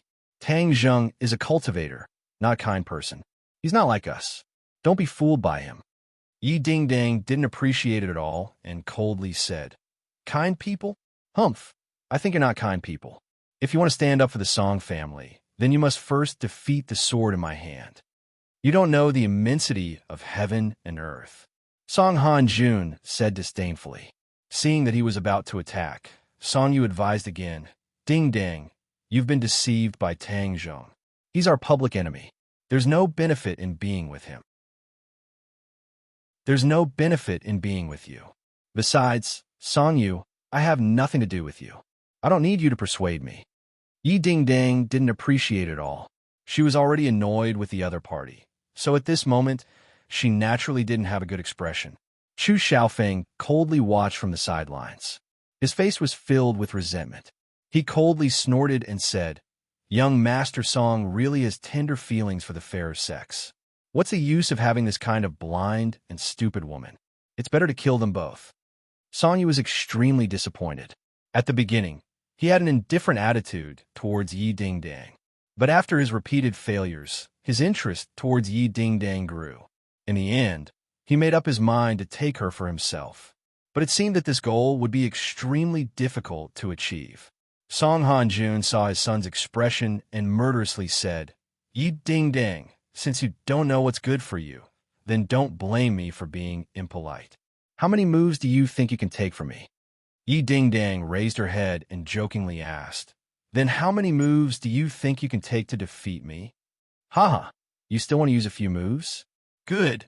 You really won't shed tears until you see the coffin. Then I'll help you. Within 10 moves, you will definitely fall. I want you to watch with your own eyes as Tang Zhong dies in front of you. Song Han-jun wildly laughed. Huh, then let's make a bet. Yi Ding Dang said. Bet? Bet on what? Bet that you won't be able to take me down within 10 moves. Song Han-jun was stunned for a moment, then immediately began to laugh loudly. This was truly the biggest joke in the world. Yi Ding Dang was a Haute Eon realm martial artist, and Song Han-jun was indeed a Xiantian realm martial artist. There was an insurmountable chasm between the two. This was a principle that any martial artist would understand. That was why Song Han-jun was so confident. In fact, in his opinion, he would be able to defeat Yi Ding Dang within 5 moves. Saying that he would be able to defeat her within 10 moves was already giving him face. The others looked at Yi Ding Dang in disbelief. Qin Batian hurriedly stopped her. Miss Yi, you must not let your guard down. With me here, it won't be easy for him to kill Tang Zhong. Yi Ding Dang glanced at him. Qin Batian's body was already covered in wounds. It was obvious that he was not Song Han-jun's opponent. If the two of them continued to fight, then Qin Batian might even lose his life. This point was obvious to anyone with eyes, but Qin Batian still did not hesitate. This kind of spirit was worthy of respect. Tang Zheng's heart trembled as he persuaded. Mr. Qin, you have already done so much for me. There is no need to throw your life away. If I really am destined to die, then I have nothing to say. Qin Batian retorted, No, I said that I will protect you, so I will definitely protect you. Qin Batian may not be a powerful character, but my words are like nails. Haha, Qin Batian, you really have a backbone and are loyal to your friends. After I take care of Tang Zhong, I will naturally take care of you. Don't think that you are a big shot. The reason why you can stand firm in the capital is because we can't be bothered to take care of you. If we really want to take care of you, we could easily crush you to death. Song Han-jun said with disdain. Come then. Qin Batian stepped forward. Yi Ding Dang hurriedly stopped him. Song Han-jun, don't change the topic. I bet that you won't be able to defeat me within 10 moves. Do you dare to bet with me? You can't be feeling guilty, right? Haha, so the Song family is only SOSO? Song Han-jun's eyebrows twitched. Humph. What do I not dare to bet with you?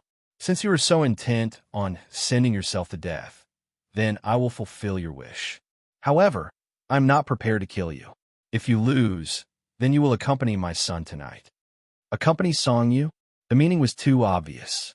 Yi Ding Dong's face flushed red as she glanced at the father and son pair.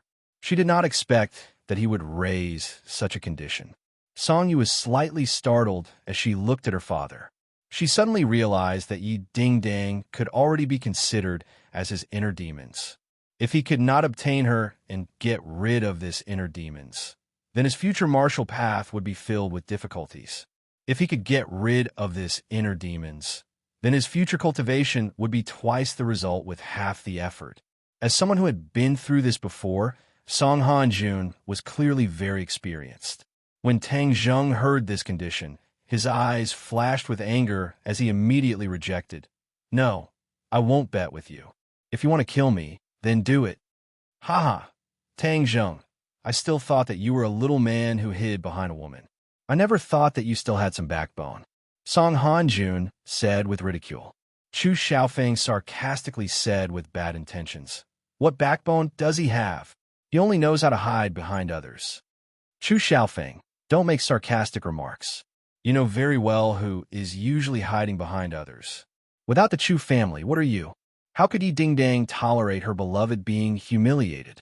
She immediately retorted.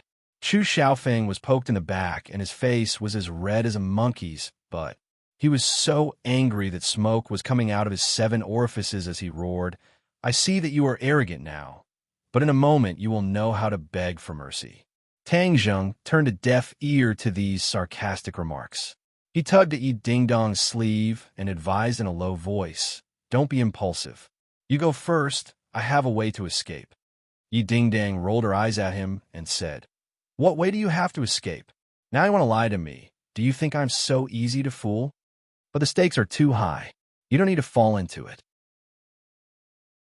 Tang Zheng was really worried about her.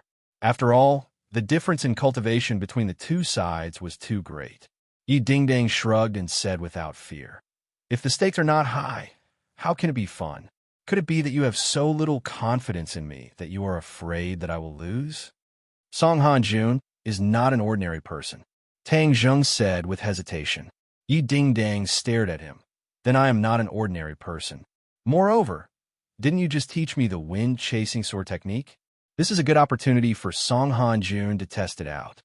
Tang Zheng did not know whether to laugh or cry. He had just imparted the wind-chasing sword technique to her on a whim, and she was actually so confident. He did not know if he should say that his heart was too big. Could it be that you have no confidence in your own sword technique? Yi Dingdang stared at him and asked. Tang Zheng felt bitter. Although he could see that the wind-chasing sword technique was not an ordinary technique, Yi Dingdang had just demonstrated it once. If she were to face an opponent like Song Han-jun, Tang Zheng did not have the confidence that she could last more than 10 moves. If she lost, then her loss would be too great. Humph, since you have no confidence in me, then I will let you see my strength today.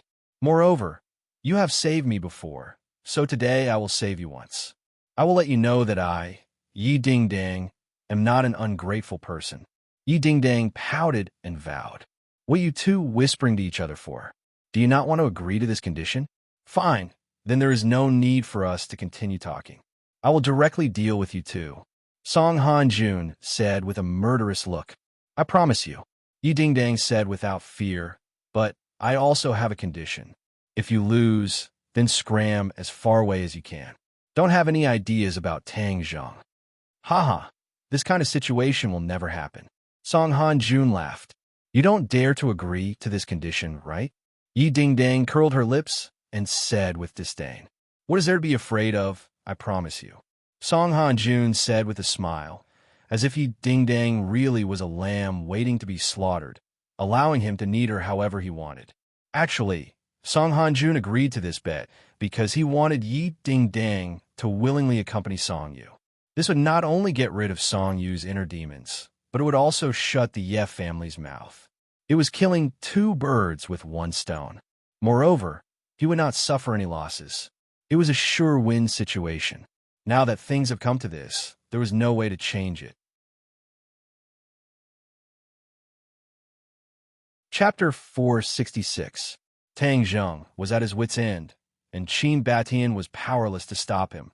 So he anxiously said, Tang Zheng, what do we do now? If Miss Yi loses, that would be terrible. Tang Zheng wanted to shout to stop him, but it was of no use.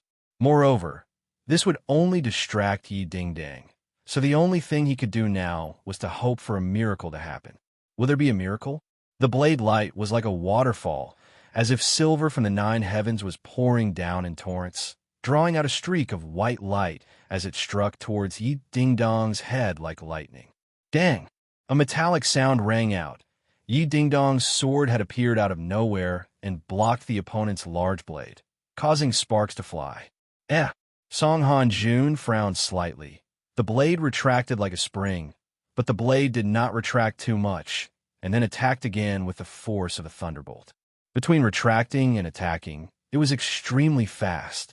Yi Ding-dang clenched her teeth, her delicate cheeks flushed red, but there was no fear in her eyes, only determination. Shua!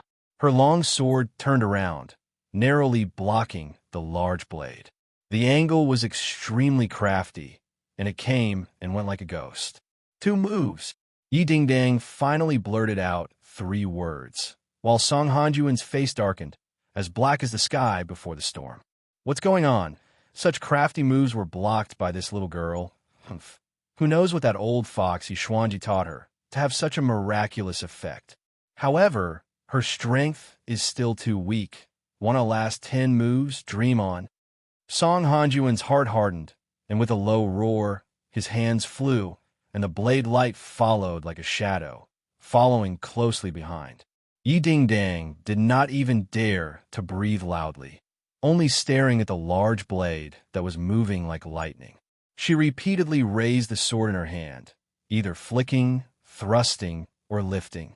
A miracle happened. Her movements were not as smooth as flowing water. However, that ordinary-looking long sword in her hand actually erupted with a strange power. Streaks of sword light streaked across the air. Ping, ping, ping, ping. Not a single blade struck Yi Ding-dong's body. Among them, the most dangerous slash had already arrived in front of Yi Ding-dong's forehead, but that sword had mysteriously appeared and disappeared to block this attack. It was extremely dangerous. 7 moves. Yi Ding-dong's eyes exploded with a resplendent light as her confidence soared. In reality, she was only relying on a single breath of air and passion to make this bet. This was because she understood that this was the only way to force Tang Zheng to agree. She would then be able to find a sliver of a chance to let Tang Zheng escape. If not, with just Qin Batian, none of them would be able to gain any benefits today. Although it was more strenuous for her to use the wind-chasing swordsmanship, the power of the wind-chasing swordsmanship still erupted. Although the wind-chasing swordsmanship did not require inner strength or jinshi to control, it relied on the human body's muscles and strength to achieve many unimaginable reactions. This was even more demanding on the human body, so when one was not familiar with the swordsmanship, it would be very challenging to execute. Yi Ding-dang had passed the test. She had not fully displayed the power of the wind-chasing swordsmanship, but she had already received 7 moves from Song Han-jun. With victory in sight, Yi Ding-dang clenched her teeth even tighter. She was in high spirits, and her eyes were filled with determination. The others were dumbfounded by this scene. Song Yu and Chu Xiaofeng were dumbfounded, their mouths stuffed with a duck egg. How is this possible? Did he go easy on her? This guess was immediately denied. Song Han-jun was not such a person. Furthermore, winning this bet would greatly benefit his son, so he would not joke about Song Yu's future. Qin Batian was a Xiantian realm expert, so his eyesight was not ordinary. He stared at Yi Ding-dang thoughtfully and thought to himself, is this swordsmanship from the F family? How come I've never heard of it before? This swordsmanship is definitely not simple. A large family truly has a deep foundation. Tang Zheng's eyes narrowed into slits. He had already determined that the wind-chasing swordsmanship was extraordinary, but he did not expect it to be so miraculous. If it was Yi Ding-dong's true strength, she would definitely be defeated within 5 moves. But with the wind-chasing swordsmanship, she had actually withstood 7 moves without showing any signs of weakness. This kind of expert was simply too terrifying. The things in Qi Yu's heart are indeed treasures. If I could take out all the good things in it, it would be an enormous treasure. Tang Zheng thought to himself, what swordsmanship is this? Song Han-jun had also noticed some clues. He could be considered knowledgeable, but he had never seen or heard of this swordsmanship before. If it was a swordsmanship from the Ye family, then he had never heard of it. If the Yef family had such a powerful swordsmanship, then everyone would have known about it. Wind-chasing swordsmanship. Yi Dingdong's face flashed with pride as the corners of her lips curled up. Wind-chasing swordsmanship. Song Hanjun was certain that he had never heard of this name before. Who taught you? Yi Dingdong's brows jumped as she disdainfully said, Why should I tell you? Song Hanjun flew into a rage. Since you still want to show off, then I won't be polite. Who told you to be polite? Yi Dingdang retorted. Was Song Hanjun being polite? Of course not. He wished that he could defeat Yi Dingdang in one move. That way, he would truly be mighty. The Song family's reputation would also surpass the Ye family's. But things did not go as he wished. He used all of his strength, but it was all for naught. Humph, I don't believe this. Song Hanjuan's eyes released a terrifying light as he roared. Watch my blade. Whoosh! The air in all directions was completely stirred up by this move. The wind rose and the clouds surged. There was a sudden flash of wind and thunder, as if a bolt of lightning was descending. The power of this move had not yet been used up. The other two moves came one after another.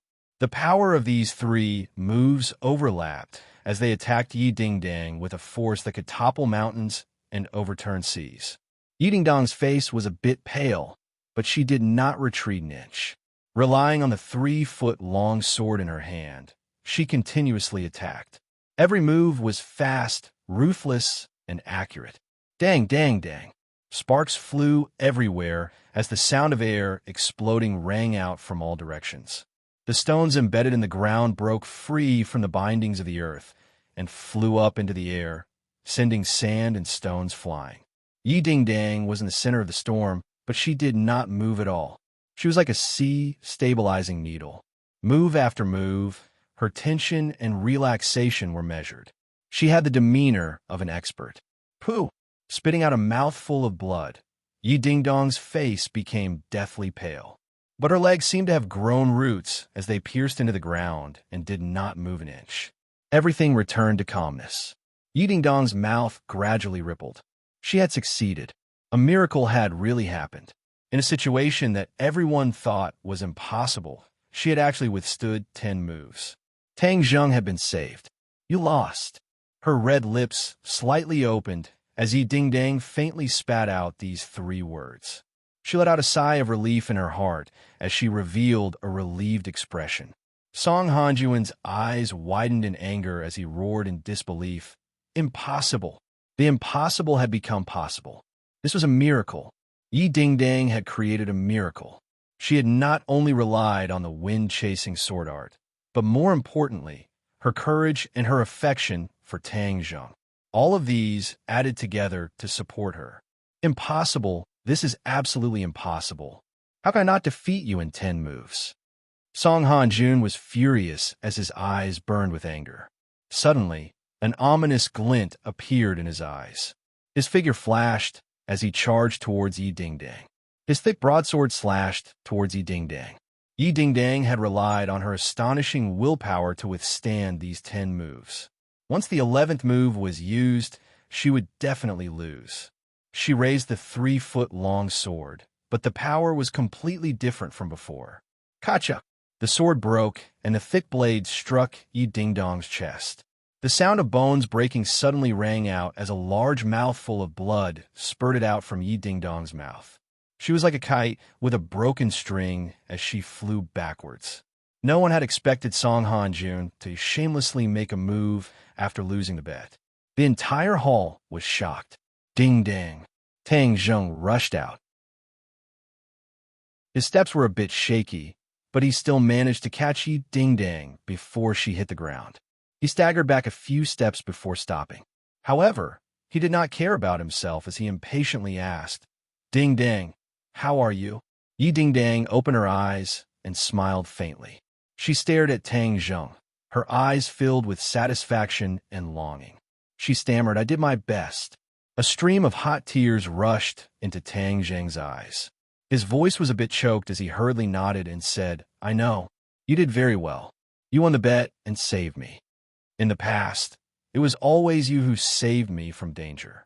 This time, I finally saved you, Yi Dingdang said with a smile, but her eyelids quickly closed. Tang Zheng turned pale with fright. He hurriedly shook her and shouted, Ding Dang, you can't sleep. You have to hold on. I'm so tired. I want to sleep. Yi Dingdang murmured as if she was sleep-talking. Your embrace is so warm. I want to lie in your embrace forever. I told you to lie down. Don't sleep. You can lie down for as long as you want. Tang Zheng was really flustered. He was out of his wits. Originally, victory was in sight, but after a series of twists and turns, it turned out like this. No matter how much he calculated, he did not expect this. Then I'll lie down for a long time, for a long time. Yi Dingdang closed her eyes. Tang Zheng seemed to have gone crazy. His eyes were bloodshot as he roared, Ding Dang, you can't die. You haven't beaten me yet. Didn't we make a bet? You have to beat me, and then I have to admit in front of everyone that you're better than me. You haven't done this yet. Nothing can happen to you. Tears welled up in his eyes. The heavens seemed to sense his sorrow. A bolt of lightning suddenly lit up in the dark clouds. Then, the sky was completely filled with lightning. It was as if the lightning wanted to tear the sky apart. Boom! The thunder rumbled and shook the world. The earth seemed to tremble. Whoosh! The majestic rain fell from the sky, as if the heavens were crying. Tang Zheng was instantly drenched like a drowned rat. The rain and tears mixed together, and the salty taste slipped into his mouth and covered his eyes. Ah! Suddenly, he let out a long howl. His howl contained endless anger and grief. He suddenly stood up with Yi Dingdang in his arms. Chapter 467. When Song Han-jun saw the expression in Tang Zheng's eyes, his heart pounded wildly as a sense of fear welled up in his heart. How can this be? How can I be afraid of him? Right now, he's just an ant waiting for me to trample on. How can I be afraid of him? Song Han-jun hurriedly consoled himself, but his heart was still unsettled. This won't do. If anything happens to Yi Dingdang, Tang Zheng will definitely seek revenge on me. This is too troublesome. Since I've already injured Yi Dingdang, then I'll go all the way and kill everyone here. That way, no one will know about this matter. Song Han-jun gnashed his teeth as he thought to himself. Tang Zheng glared at Song Han-jun, his eyes spitting fire. Song Han-jun, you're too despicable. You've clearly lost the bet, but you still want to act. I swear I won't let you off. If anything happens to Ding Dang, I'll definitely use your life as a sacrifice to Ding Dang. When Song Han-jun heard this, the killing intent in his eyes grew even more intense. Qin Batian also regained his senses as he roared with deep hatred. Song Han-jun, to think that you're a member of the Song family. You can't even afford to lose, and even despicably deal with a member of the younger generation. Truly despicable. Everyone under the heavens will look down on you. Song Han-jun's face turned ashen. Nonsense. Who I am is not for you to judge. Chu Xiaofeng was originally overjoyed when he saw Yi Dingdang win the bet. But in the blink of an eye, Song Han-jun actually added another move in his rage, causing the situation to change completely. This change was definitely beneficial to him. Thus, he couldn't wait to say, Uncle Song, these people deserve to die. Keep up the good work and kill them all. This is the best solution. Song Ming glanced at Yi Dingdang, who was in Tang Zheng's embrace, and hurriedly said, Father, Xiaofeng's words are reasonable. Letting them go is the same as letting the tiger return to the mountain. There will be great trouble. Tang Zheng turned a deaf ear to their words and carried Yi Dingdang out of the room. Yi Dingdang was completely unconscious and needed immediate treatment. When Tang Zheng passed by Song Han-jun, killing intent burst out from Song Han-jun's eyes. With a flip of his hand, a saber light flashed and directly attacked Tang Zheng's vital points. Obviously, Song Han-jun had made up his mind to go back on his word and not abide by the terms of the bet. He was going to kill Tang Zheng without hesitation. Despicable. Stop. Upon seeing this, Qin Batian was enraged. Like a ferocious tiger, his hands formed into claws as he pounced towards Song Han-jun. However, he was still some distance away from Song Han-jun, so there was no way he could save Tang Zheng. Tang Zheng was seriously injured and had no way to circulate his true qi to resist. However, he did not dodge as he carried Yi Dingdang. Instead, he acted as if he did not see it and walked away with large strides. Seeing that the saber was about to cleave his head into two, Song Hanjuan's face revealed a pleased expression. Song Yu and Chu Xiaofeng also revealed relieved expressions. However, when Song Yu looked at Yi Dingdang in Tang Zheng's arms, she still felt a little pity. She thought to herself, Yi Dingdang is so dead set on following Tang Zheng. How could she not know that her fate is already sealed? Now that she was about to die, it was her choice and her fate. Tang Zheng faced the saber head-on, but the tip of his foot lightly hooked onto the ground. A bright light suddenly flew up from the ground and blocked the saber. A hand firmly grasped the hilt of the sword. This was a broken sword. Only half of the sword was left. This was Yi Dingdang's sword, but it was broken by Song Hanjun. However, the broken sword was still powerful. In Tang Zheng's hand, a new wave of vitality burst forth. The broken sword stabbed out again and again, seemingly light and without any power. However, a series of sounds of Dingdong's saber and sword clashing rang out incessantly. Song Hanjuan's saber was unable to get any closer to Tang Zheng. Swish! Suddenly, another sword stabbed out. This time, it was actually aimed at Song Hanjuan's chest from below, as if it wanted to split open Song Hanjuan's stomach. Song Hanjun hurriedly used his saber to block, but at this moment, Qin Batian finally arrived. A pair of claws fiercely clawed at Song Hanjuan's chest. Song Hanjun bent his body backwards, wanting to avoid both Qin Batian's claw and Tang Zheng's sword. Stab! The clothes on Song Hanjuan's chest were directly torn apart by Qin Batian's claw. However, Qin Batian's strength had already been exhausted, and he could only watch as his attack missed. Seeing that Tang Zheng's broken sword was also about to be exhausted, Song Hanjun heaved a sigh of relief. A disdainful smile appeared on his face. These two wanted to deal with him? Simply a fool's dream. If Tang Zheng's sword was a little longer, Song Hanjun would definitely have been pierced. However, the broken sword was already broken, and its power was greatly reduced. Song Ming and Chu Xiaofeng almost cheered. They understood that if Tang Zheng's attack missed, what awaited him would be Song Hanjuan's thunderous counterattack.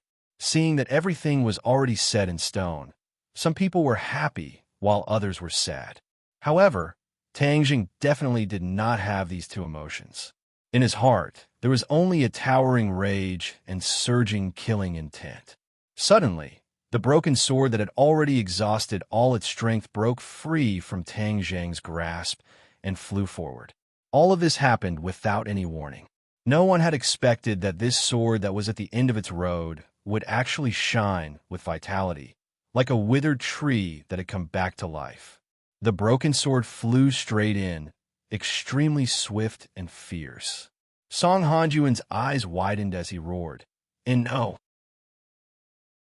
He quickly dodged backwards, but he was unable to dodge this swift and fierce sword. With a flash of sword light, it had already pierced his chest. Song Hanjun let out an earth-shattering scream as he staggered backwards, clutching his chest. Blood flowed out from the gaps between his fingers. Shockingly, there was a broken sword in his right chest. His complexion had already turned pale as he looked at Tang Zheng in shock and disbelief. He roared, "Impossible!" However, all of this was already the truth. Tang Zheng did not even look at him as he carried Yi Dingdang and walked past him.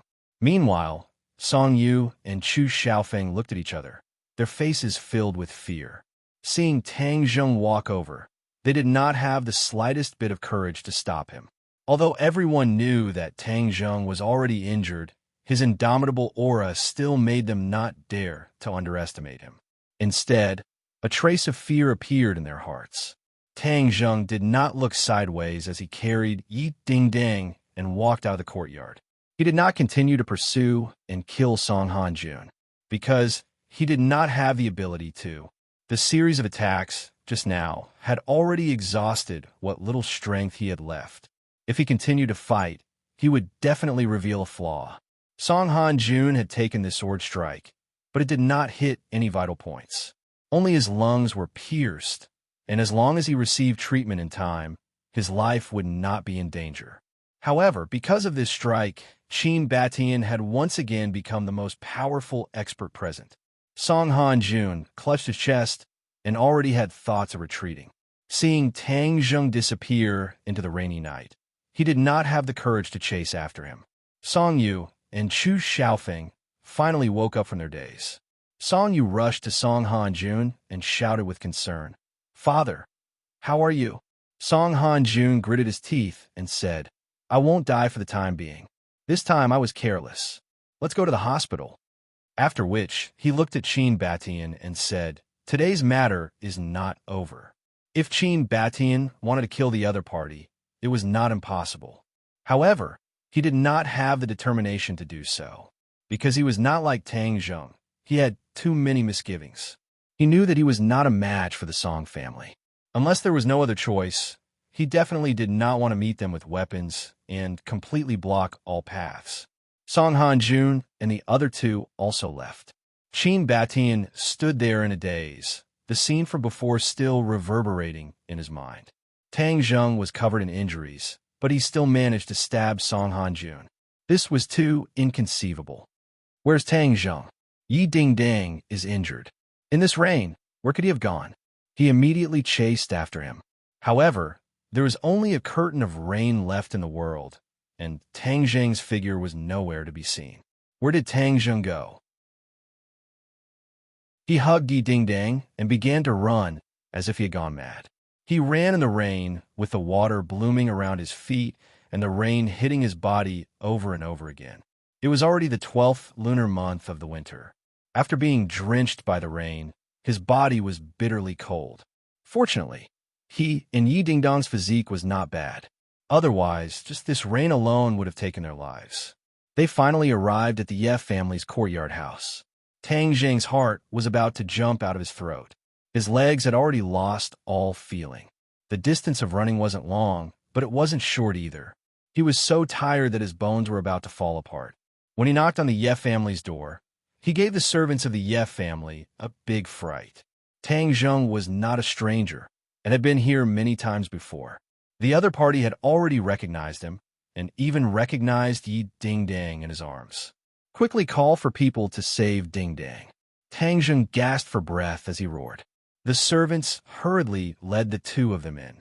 Someone had already gone to inform them. Not long later, a figure darted out from inside at lightning speed. "What happened to my daughter?" Feng Xinyang anxiously asked. Tang Zheng's face was deathly pale. He was trembling and his teeth were chattering as he said, "Dingdang is seriously injured. Quickly save her." Feng Xinyang's face suddenly changed. She took her daughter from his arms and then rushed into the room. At this time, Yi Tianlei also rushed out. When he saw the battered and exhausted Tang Zheng and his unconscious daughter, his face was also very ugly. Seeing that his wife had already carried his daughter to receive treatment, he hurriedly went in front of Tang Zheng and asked, "What happened?" Song Han-jun went back on his word. He didn't keep his word and injured Dingdang. Tang Zheng weakly said, "Song Han-jun." Yi Tianlei's eyes flashed with an ominous glint. He gritted his teeth hatefully. "This despicable person actually injured my daughter. I definitely won't let him off.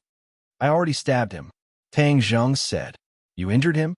Yi Tianlei was shocked, but immediately felt relieved. Chu Chongyang was defeated by Tang Zheng, so it was not impossible for Song Han-jun to be injured by Tang Zheng. But looking at Tang Zheng's weak appearance, Yi Tianlei asked, "How are you?" I'm fine." As soon as his voice fell, Tang Zheng closed his eyes and softly fell down. He had exhausted all his strength and was physically and mentally exhausted. Finally, he fell down. Yi Tianlei hurriedly supported him and shouted, "Tang Zheng, what happened to you?" Seeing that he did not respond, he hurriedly carried him and rushed into the room. Chapter 468. The Ye family's mansion was in an uproar. When Yi Dingdang and Tang Zheng were sent to their respective rooms, the others also came one after another. Even Yi Xuanji was alarmed.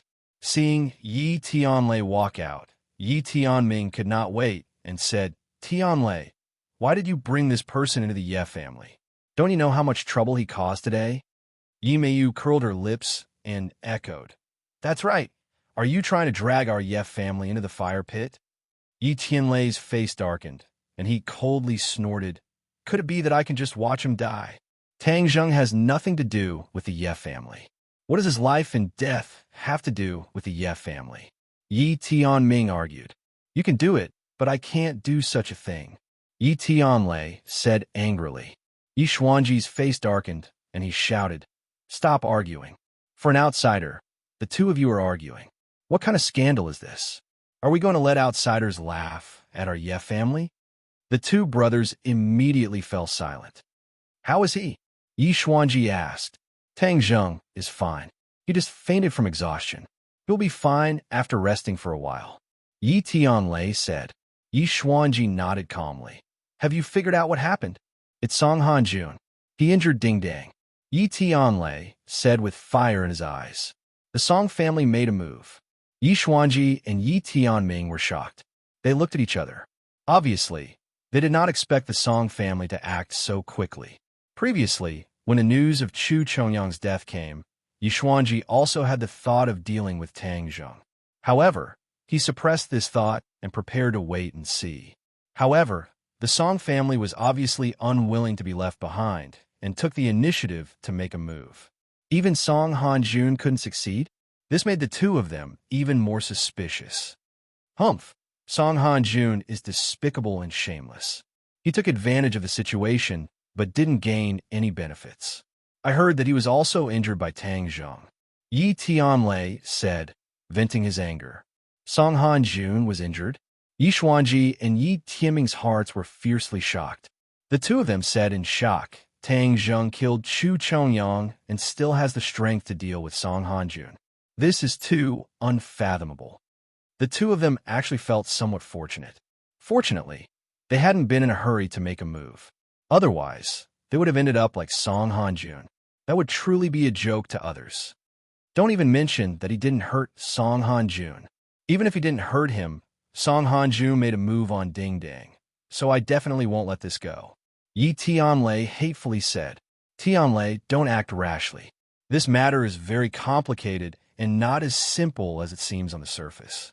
Moreover, because of what happened today, the capital will become even more chaotic. At this moment, if you don't see the situation clearly and act rashly, there will only be benefits and no harm. Do you understand? Yi Xuanji warned. But Song Hanjun hurt Ding Dang. Yi Tianlei unwillingly said. Yi Xuanji said with a heavy face, Ding Dong's matter will naturally be settled in the future. There's no need to rush. Yi Tianming glanced into the room and saw that Tang Zheng was lying on the bed unconscious. He had a bright idea and said, since the Song family has spent so much effort to deal with Tang Zheng, and now that Tang Zheng has fallen into our hands without any resistance, doesn't that mean we can use Tang Zheng to make an issue out of it? No. Yi Tianlei decisively objected. Yi Tianming sneered. Tianlei, he has nothing to do with the Ye family. Is it necessary for you to protect him? In short, Tang Zheng falling into our hands is definitely a good thing for us. Whether we hand him over to the Chu family or Wu Zong, it will be of great benefit to the Ye family.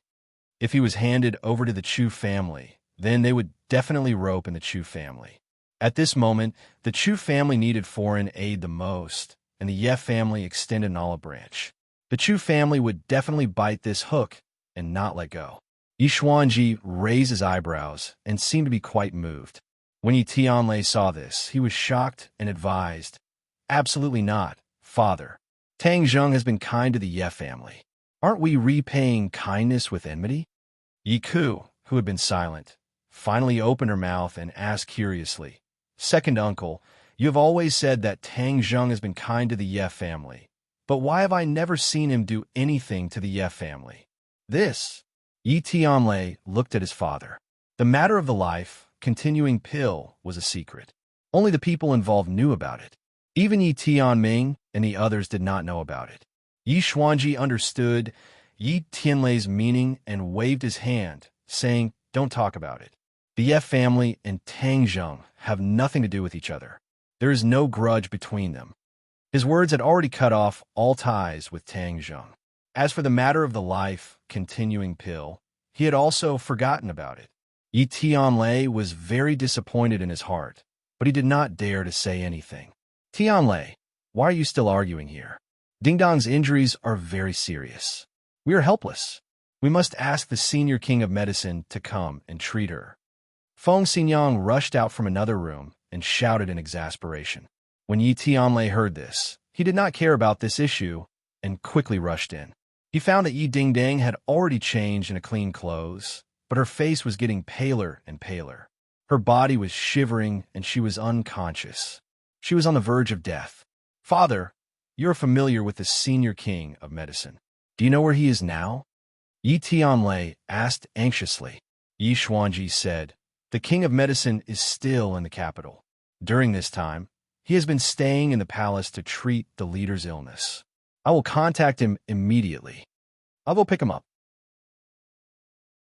Yi Tianlei did not give him any chance to explain. He impatiently rushed out and drove away. Yi Xuanji contacted the king of medicine and explained the situation. Then, he told Feng Xinyang to take good care of Yi Dingdang and return to his room. Yi Tianming, Yi Ku, and Yi Meiyu looked at each other in dismay. Suddenly, Yi Meiyu pointed to Tang Zheng's room and said quietly, "Dad, this is a once-in-a-lifetime opportunity. Capture him and hand him over to either side." Yi Meiyu's feelings towards Tang Zheng were very complicated.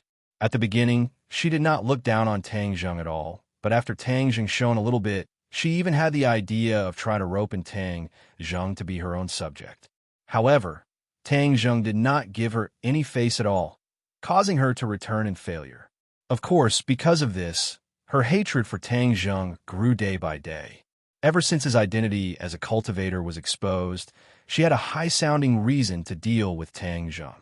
This was a rare opportunity, so how could she let it go so easily? Yi Ke's expression changed and said, "But Grandpa hasn't said anything yet." Yi Meiyu curled her lips and said, "So, what if Grandpa hasn't said anything? If we act first and report later, Grandpa will definitely have no objections. Right now, second uncle wants to protect Tang Zheng. Taking advantage of the fact that he is not at home, we will send Tang Zheng out without anyone noticing. When he comes back, everything will be over. What can he do to us? Moreover, I think Grandpa's attitude is also acquiescing, but because of second uncle's face, he can't say it directly." Yi Tianming's expression changed. After a long while, he finally gritted his teeth and said, "Okay, according to what Meiyu said, we will control Tang Zheng and send him out of the Ye family first. Then, we will decide whether to send him to the Chu family or Wu Zone." Yi Meiyu was overjoyed and cheered with joy. She praised, "Father is wise. This is definitely one of the wisest decisions you have ever made." Kacha! As soon as her voice fell, a bolt of lightning flashed across the night sky, illuminating the faces of the three people. Yi Tianming's heartstrings trembled, and he suddenly had a bad premonition. It seemed that this decision would cause a great disaster. He glanced at the dark clouds in the sky and muttered, "Why is the weather getting weirder and weirder? There is still thunder and lightning in the winter." He shook his head and drove away the messy thoughts in his heart, and said, "Yi Ku, you go and do this matter. Be careful not to let outsiders know. As for Tianlei, when he comes back and asks, just say that you don't know. Just treat it as if Tang Zheng woke up and left by himself." "Yes, I understand, and I will tell the servants to directly say that Tang Zheng left by himself. There will definitely be no flaws." Since her father had made up his mind, Yi Ku would no longer object and strive to do this matter perfectly. Yi Tianming looked at Yi Ku approvingly. His son's mind was still very meticulous, and he considered the problem thoroughly. He could be of great use in the future. Tang Zheng disappeared. He was put in the car by Yi Ku and disappeared in the rainy night. Not long after, Yi Tianlei returned with King of Medicine. King of Medicine immediately started treatment for Yi Dingdang. Yi Tianlei and Feng Xinyang anxiously waited outside the door and kept pacing back and forth. "How is the little handsome brother?" Suddenly, Feng Xinyang asked casually. "He is lying in bed in a coma. I don't know if he woke up or not," Yi Tianlei said as he directly went to the room. But when he saw the empty room, he was stunned for a moment and immediately roared in anger. "Where is Tang Zheng?"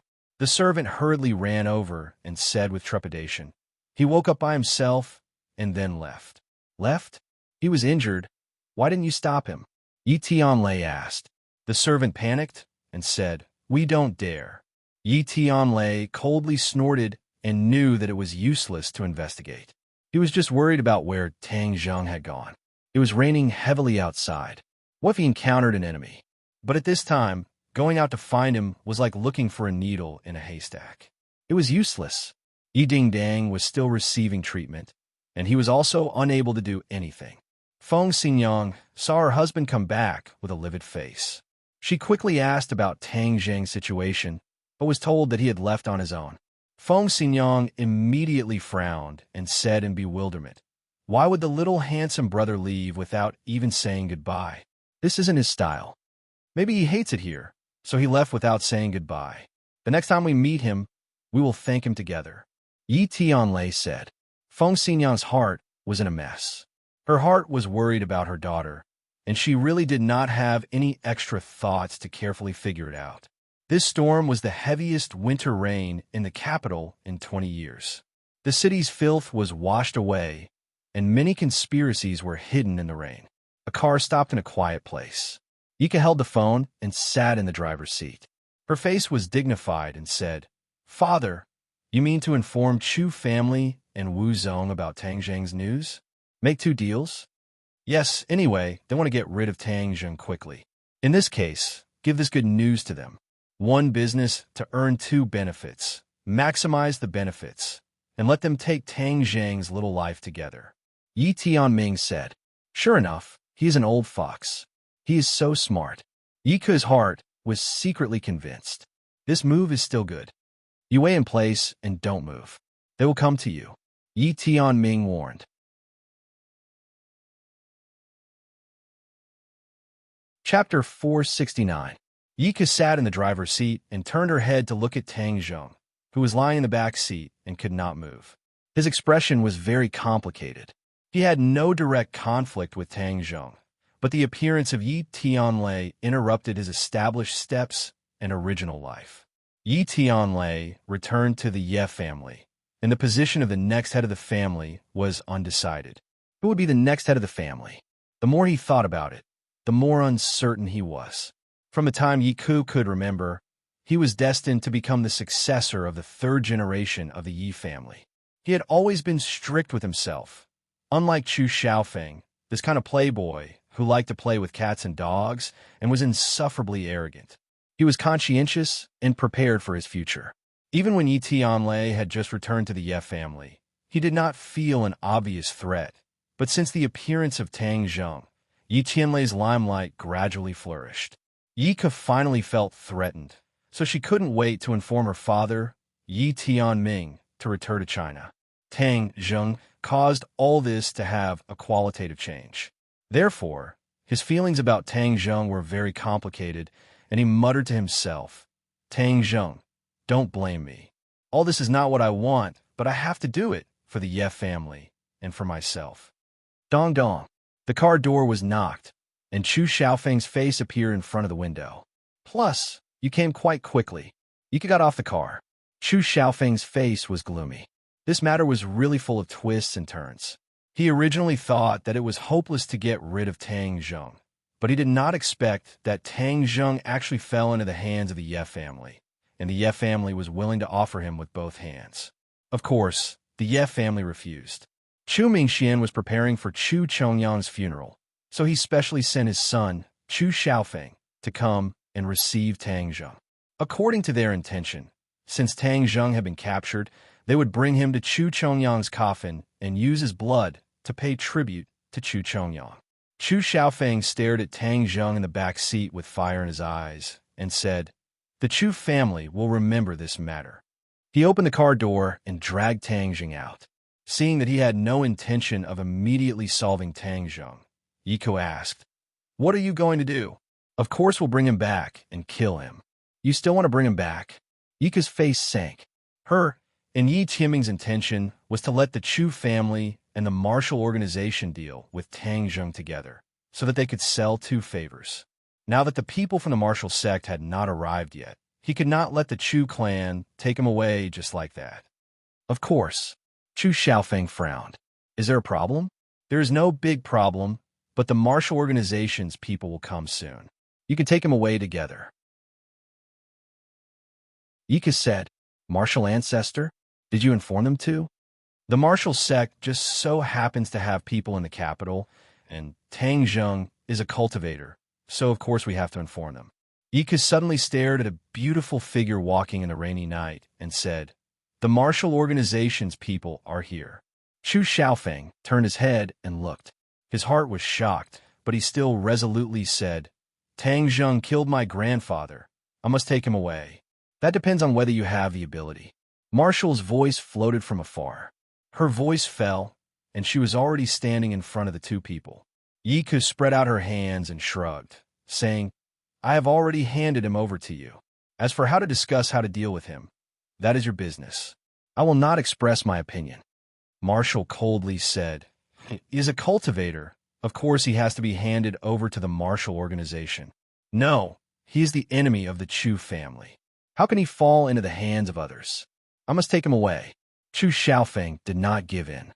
Marshall disdainfully said, "Then do you have the ability?" "You?" Chu Xiaofeng suddenly stagnated and his face turned red. "Don't go too far. This is the capital, not other places." The implication was that the Chu family was powerful in the capital, and even the martial organization had to have scruples and give the Chu family face. But Chu Xiaofeng still underestimated the pride of the martial organization. Marshall lightly swept a glance at him and said, "So what if it is the capital? If you don't want the Chu family to be destroyed, then hand over Tang Zheng to me and live with your tail between your legs. This way you can live for a few more days." Chu Xiaofeng had already received a lot of stimulation, and his emotions had reached the peak of eruption. Hearing these words, it was like a barrel of explosives that was immediately ignited. He did not care about the illustrious reputation of the martial organization, and immediately said angrily, "I will not hand him over to you. If you have the guts, then kill me. I want to see if the martial organization really can cover the sky with one hand."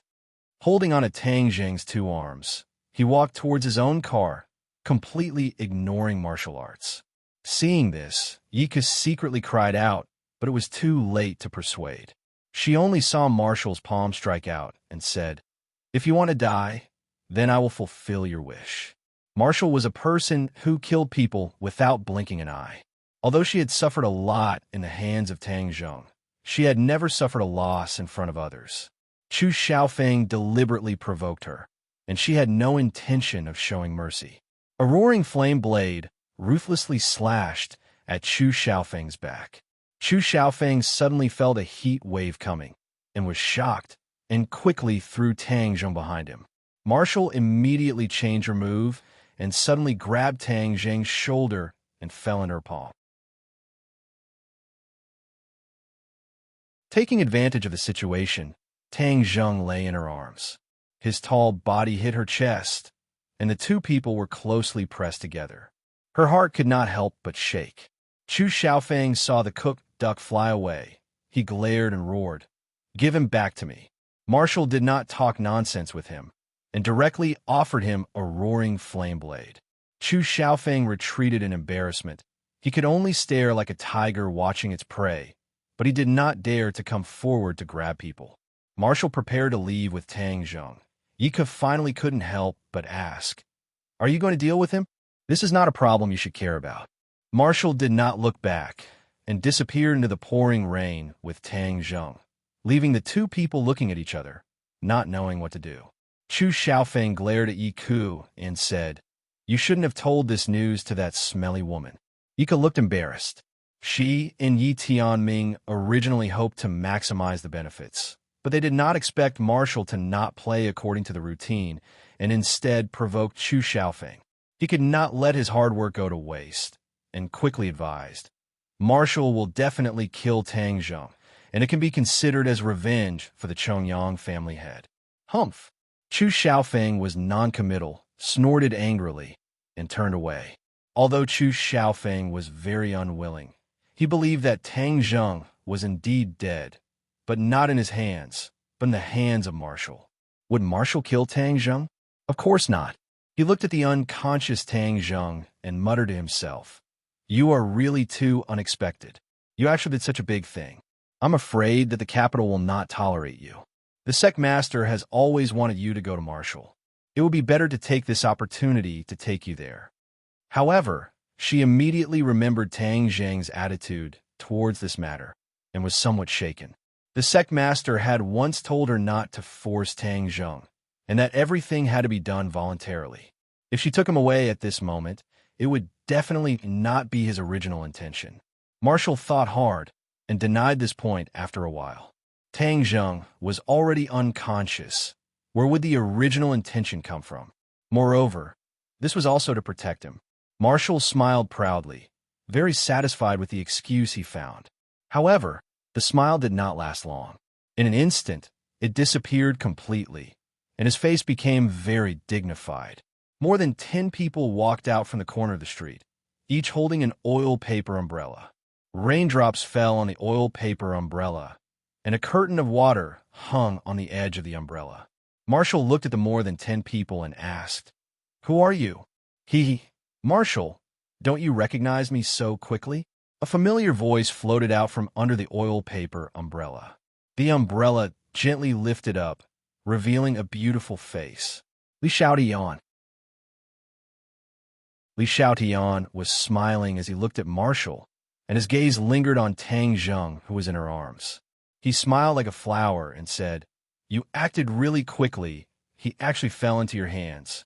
Back then, the two of them had not seen each other since they parted ways in the 10,000 huge mountains.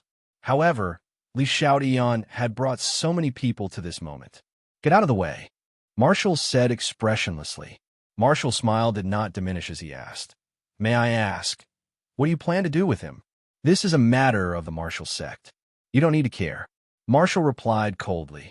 Li Xiaotian shrugged and said, Is that so? However, the information shows that during this period of time, you and him have always been at odds. It doesn't seem like the Marshall sect's attitude towards cultivators. This is really strange. Could it be that the Marshall sect has changed its tradition and instead of killing cultivators, it provides protection? Marshall's heart skipped a beat. The Li Palace's intelligence system was truly all-pervasive. The relationship between the two of them in the capital was actually not hidden from their eyes and ears. Nonsense. Marshall immediately retorted. He could not let the rules of the Marshall sect be broken.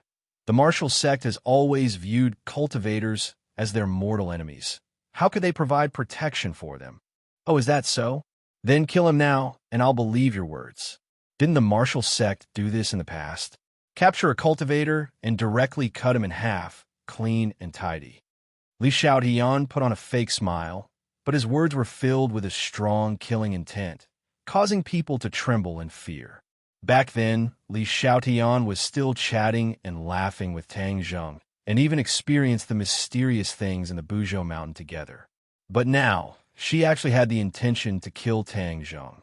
This matter had changed so quickly that it was truly unexpected. It was no wonder that Tang Zheng had always regarded her as a black-bellied girl. Li Xiaotian's attitude towards Tang Zheng had changed so much that it was inseparable from the trip to the 10,000 huge mountains. It was precisely because she had witnessed the strength of the 100 Transformation Star Lord that she understood how powerful and terrifying cultivators were. Now, her attitude towards cultivators had changed from indifference to wanting to kill them quickly. It was simply a replica of the previous Marshall sect. Marshall frowned and said, You don't have the qualifications to tell me what to do. Get out of the way, or else I won't be polite. Is that so? I know you're very powerful, so I came prepared. Li Xiaotian waved his hand forward, and the others immediately walked towards Marshall. A sharp aura gushed out and interweaved in the air. The speed of the rain falling from the sky actually slowed down, and the oil paper umbrella in their hand started to spin faster and faster. Marshall's pupils constricted and said, 12 people, is this the famous 12 palaces of the Li Palace? Since you know him, then please enlighten me, Li Xiaotian said with a smile.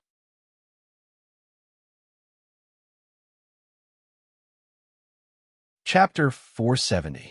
The 12 of them moved in one breath, as if they were one person, quickly surrounding Marshall and Tang Zheng in the center, the oil paper umbrella quickly spinning. So.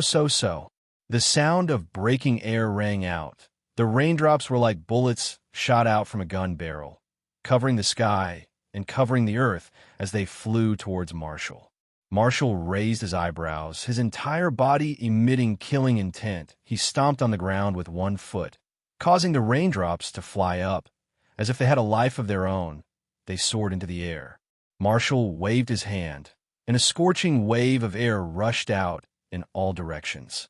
These water droplets seemed to have turned into small flames, quickly colliding with the raindrops that were like bullets. Bang, bang, bang. A series of explosions rang out. But before these sounds disappeared, the 10 of them moved like the wind, quickly changing their positions, and the encirclement became smaller and smaller. Whiz! An oil paper umbrella suddenly pierced out, straight for the space between Marshall's eyebrows. Marshall's expression did not change. He used roaring flame blade. In an instant, all the raindrops falling from the sky evaporated, and this roaring flame blade met the oil paper umbrella. The oil paper umbrella was blocked and bounced back, but the roaring flame blade did not take advantage of the opportunity to pursue, because the other 3 oil paper umbrellas attacked at the same time. Furthermore, the attack was 10 plus or minus, and the position of the attack was completely different. The top, middle, and bottom 3 with tacit understanding, murderous intent. Marshall immediately dealt with it, escaping from the 3 consecutive attacks, but the attacks of the 12 palaces were endless, one move after another. It was too much for the eyes to take in. Marshall's cultivation had already increased from the 1st grade natal stage to the 3rd grade natal stage. His fighting strength had soared, and he was not flustered by the continuous attacks. Instead, he was able to deal with them with ease. This battle was extremely intense. Both sides had their own strengths. Danger surrounded them, and the battle was difficult to determine. Li Xiaotian watched coldly from the sidelines. Unknowingly, she frowned and muttered, "The last time we met in the 10,000 Great Mountains, she was only at the 1st grade natal stage. Why is it that the fighting strength she is displaying has already surpassed the 1st grade natal stage, and even the 2nd grade natal stage?" In this period of time, Li Xiaotian had returned to Li Palace and cultivated tirelessly. She had also gained some benefits, reaching the 2nd grade natal stage, but she did not expect Marshall's cultivation to completely surpass her. This puzzled her no matter how she thought about it. But so what if he's a 3rd grade natal realm warrior? The 12 palaces' battle prowess can completely crush a 3rd grade natal realm warrior. The 12 people from the 12 palaces were all 1st grade Xiantian realm cultivators, and each of them was only in their 20s. They were only a few years older than Li Xiaotian. To be able to have such a cultivation at such a young age, they could be considered to be quite capable. However, these people had a fatal flaw. Li Palace had used a secret method to cultivate them to become experts. In other words, according to their true talent, it was impossible for them to reach the 1st grade of the Xiantian realm at their age. However, Li Palace could use a secret method to achieve this. However, there is a saying, pulling the shoots to help them grow. Although their cultivation could be improved quickly, their future achievements would not be great.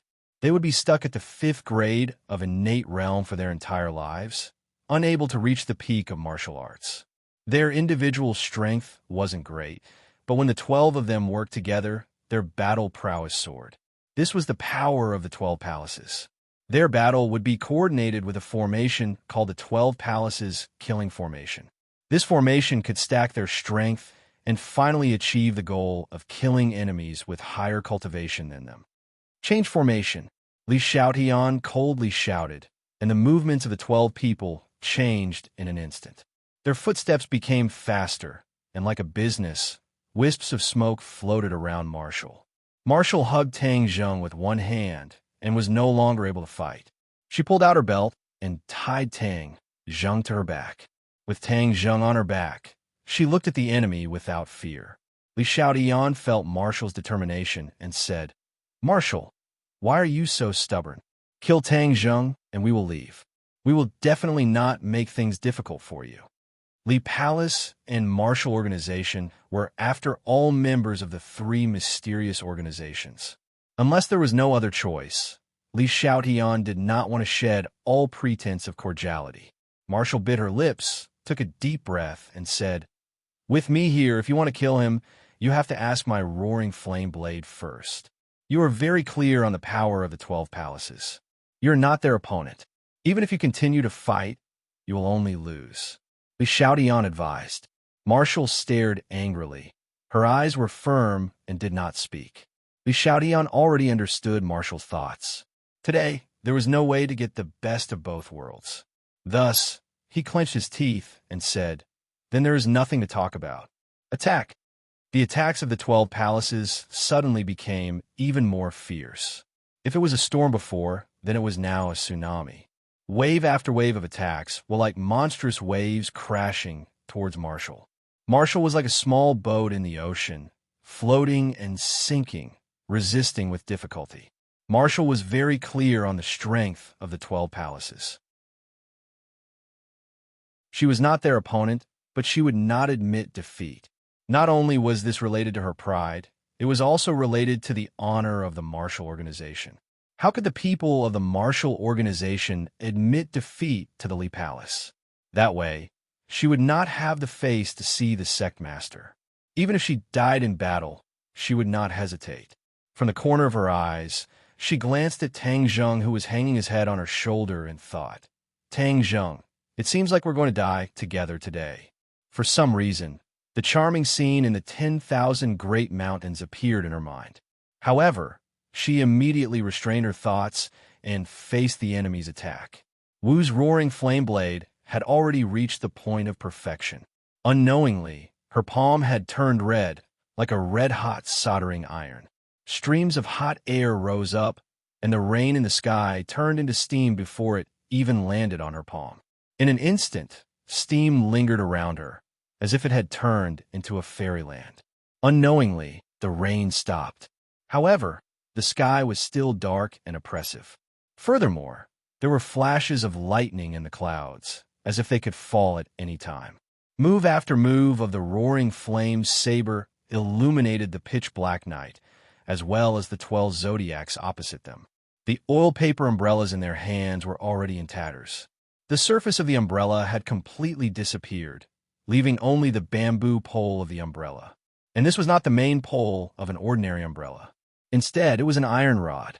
It was very slender, just like the slender waist of the 12 palaces. Every iron rod was shining with a cold light. It was a sharp weapon used to take a person's life. The 12 iron rods advanced and retreated at the same time. There were many changes, making it hard for people to guard against. Puff!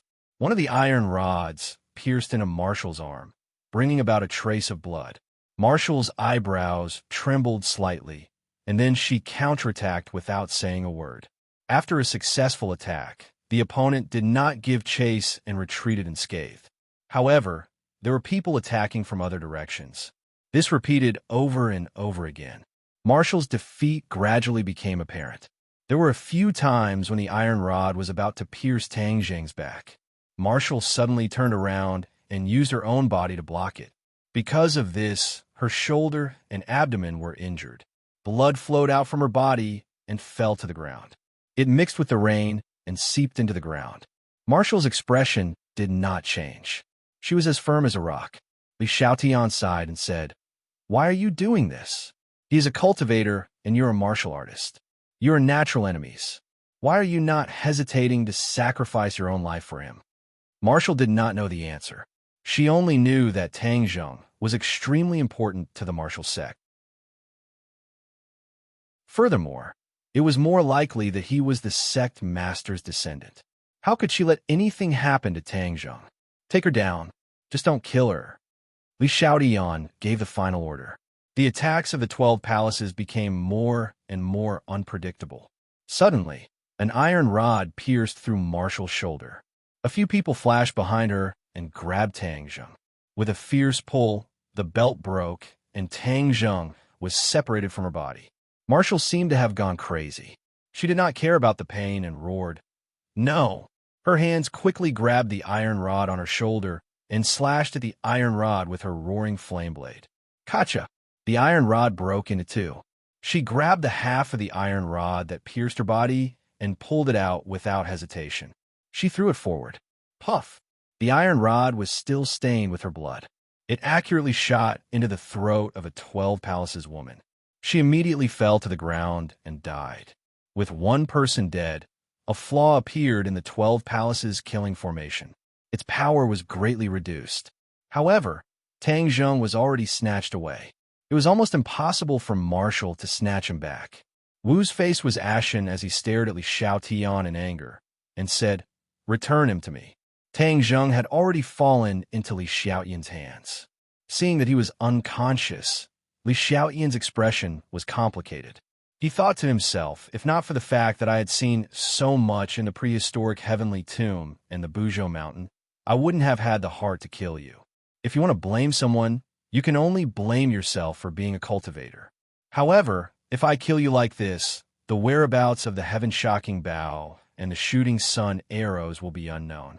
Li Xiaodian had always been thinking about these two divine weapons. Back then, Tang Zheng had only given her one shooting sun arrow, and she cherished a lot. If she could take these two divine weapons for herself, her strength would really increase rapidly. But if I don't kill you while you're unconscious, when you wake up, you'll definitely have many ways to escape. Li Xiaodian was also a brave and scheming person. He did things cleanly and efficiently. Since he recognized the threat of Tang Zheng, then even if he had to give up the two divine weapons, he had to kill him. Seeing the dense killing intent in Li Xiaotian's eyes, Wu Xian's heart was in a mess and continued to shout, "Put him down." Li Xiaotian suddenly raised his head. The corner of his mouth raised into a smile. He looked at Wu with interest and said, "I don't know what exactly the martial sect is planning to do to him, but if I can ruin the martial sect's plans, then it will be a happy thing. Furthermore, if I kill him, no one in the world will say anything, because this world is the world of martial artists. Of course, they won't stand up for a cultivator. Don't you think so? If you kill him, then you will be the enemy of the martial sect. The sect master will definitely not let you off. Would it not dare to tell the truth? Otherwise, if the world knew that the son of the martial sect's sect master was a cultivator, it would be the biggest joke in the world. The prestige and reputation of the martial sect would plummet and fall off the altar. This was an unacceptable result. Even if Wu wanted to protect Tang Zheng, he did not dare to reveal this matter.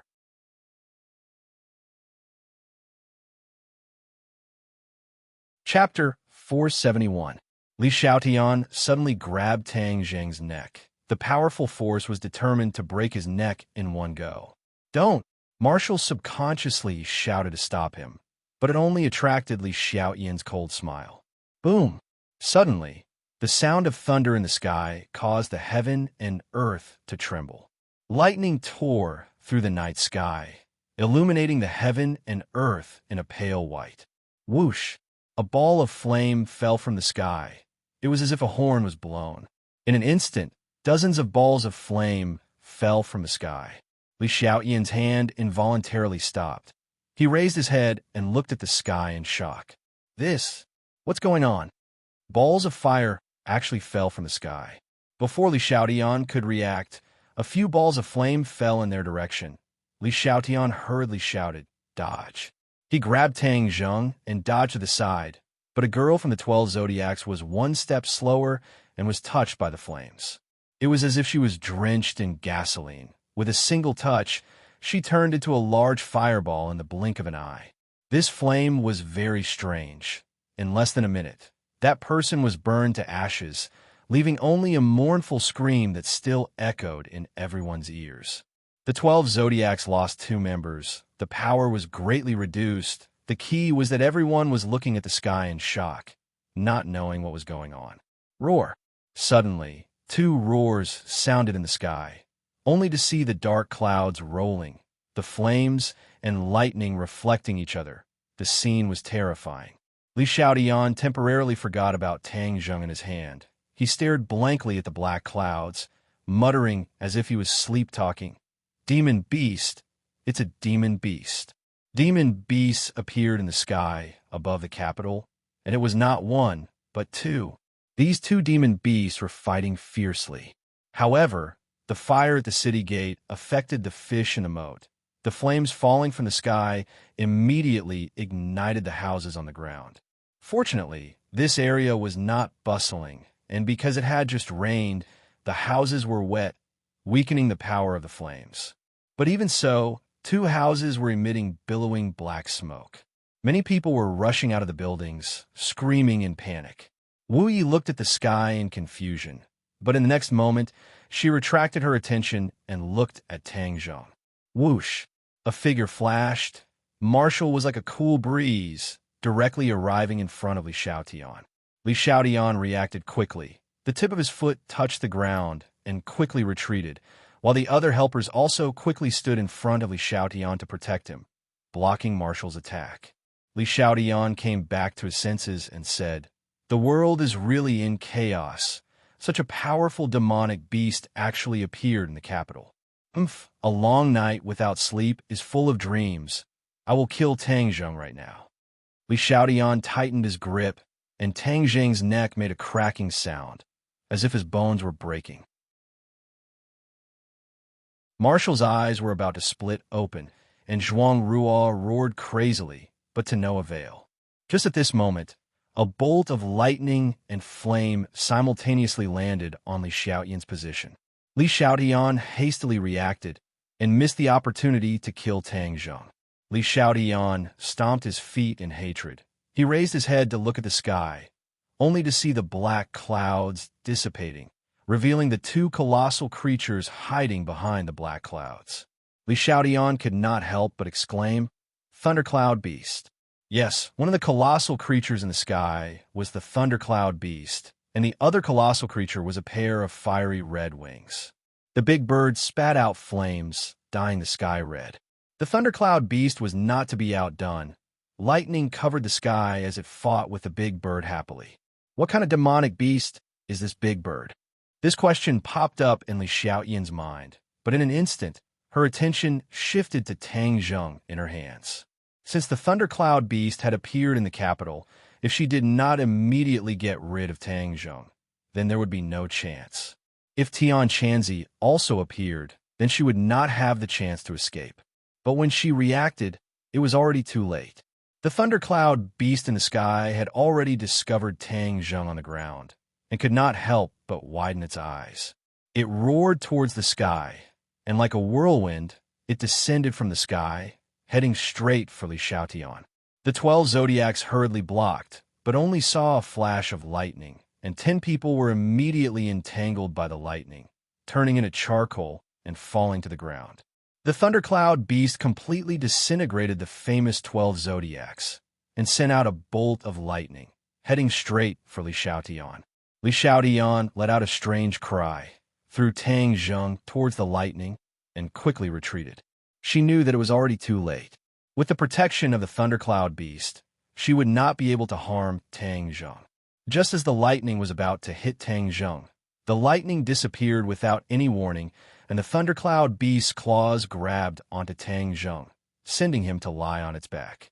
Marshall was not unfamiliar with the Thundercloud Beast. Seeing this situation, he could not help but heave a sigh of relief, then fiercely stared at Li Xiaotian, gritted his teeth, and said, "Li Xiaotian, I am not done with you." Li Xiaotian was unmoved and said, "If you want to deal with me, then wait until next time." Before she finished speaking, she glanced at Tang Zheng and unwillingly turned around and ran. She knew that she was not a match for Marshall, and was even more not a match for the Thundercloud Beast. so it was better to leave first. Chirp! With a bird cry, the big bird flapped its wings and swooped down, spitting out another stream of flames from its sharp beak. The thundercloud beast raised its head and retaliated. The flames and lightning collided in the air, creating dazzling sparks. Flamebird, you are not my match. Obediently surrender. The thundercloud beast said directly. The flamebird was not an ordinary demonic beast. It could also speak human language. It sneered, Thundercloud beast, you betrayed Master. Master is looking everywhere for your whereabouts. Now that I have found you, let's see how you escape. Your death is not far away. Flamebird, it's your business that you are willing to recognize that person as your master. You don't have the ability to kill me. The Thundercloud beast said angrily. Marshall listened to the conversation between the two at a loss. He was extremely curious about the master they spoke of. Just who could subdue such a powerful demonic beast? When I capture you, Master will definitely be very happy. The Flamebird said excitedly.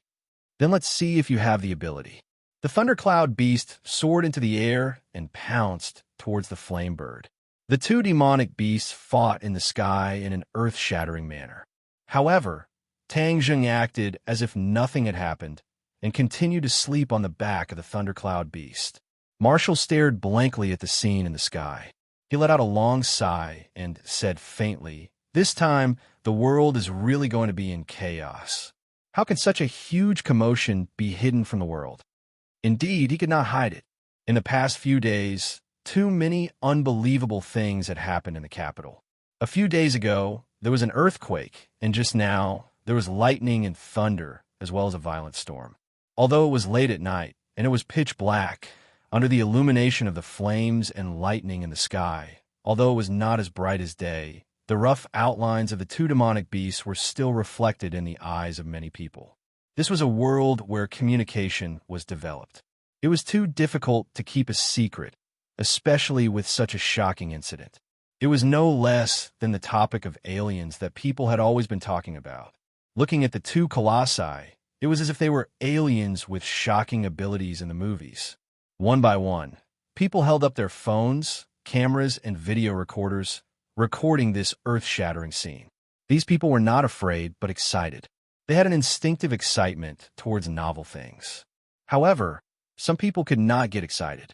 The officials hoped for stability, even though they already knew of the existence of demonic beasts and had even captured a few demonic beasts from the 10,000 huge mountains to study.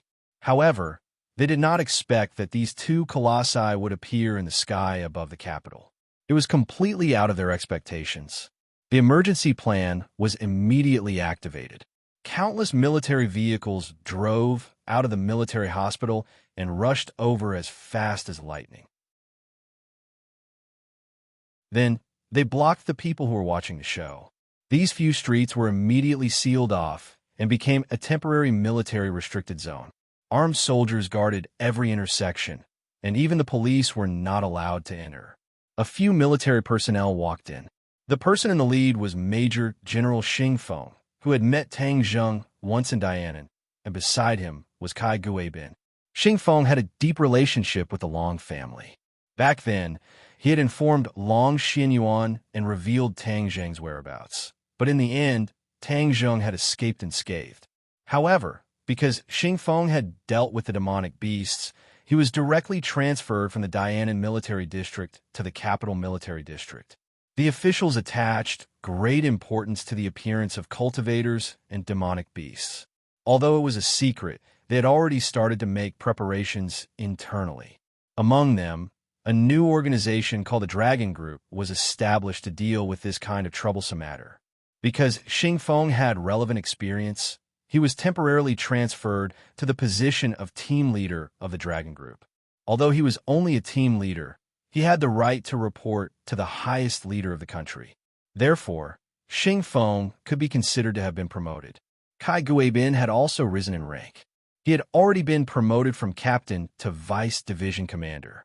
It could be said that he had completed a huge leap in his life. However, no one expected that not long after the establishment of the Dragon Group, two demonic beasts would appear in the capital without any warning. What kind of place was the capital? This was the central hub of a country. It was like the heart of a person. Yet, such a huge situation had occurred here. That would be a dereliction of duty for the dragon group. Therefore, Xing Feng and Kai Guibin's expressions were not very good.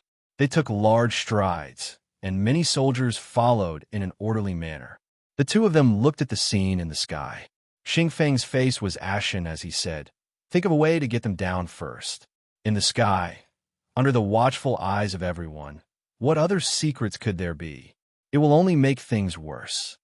Kai Guibin nodded his head in agreement. He waved his hand behind him, and a few fully armed people quickly walked up and stood at attention. "Go get them down," Kai Guibin ordered. Yes, this group of people accepted the order without any hesitation, as if they completely ignored the huge monster in the sky. They were not afraid at all. Whoosh, whoosh, whoosh, flames shot out from the backs of these soldiers. They soared into the sky like rockets. They actually flew. You're tuning into the Warrior Lore YouTube channel. Don't forget to subscribe and join us on this journey to catch the most captivating stories.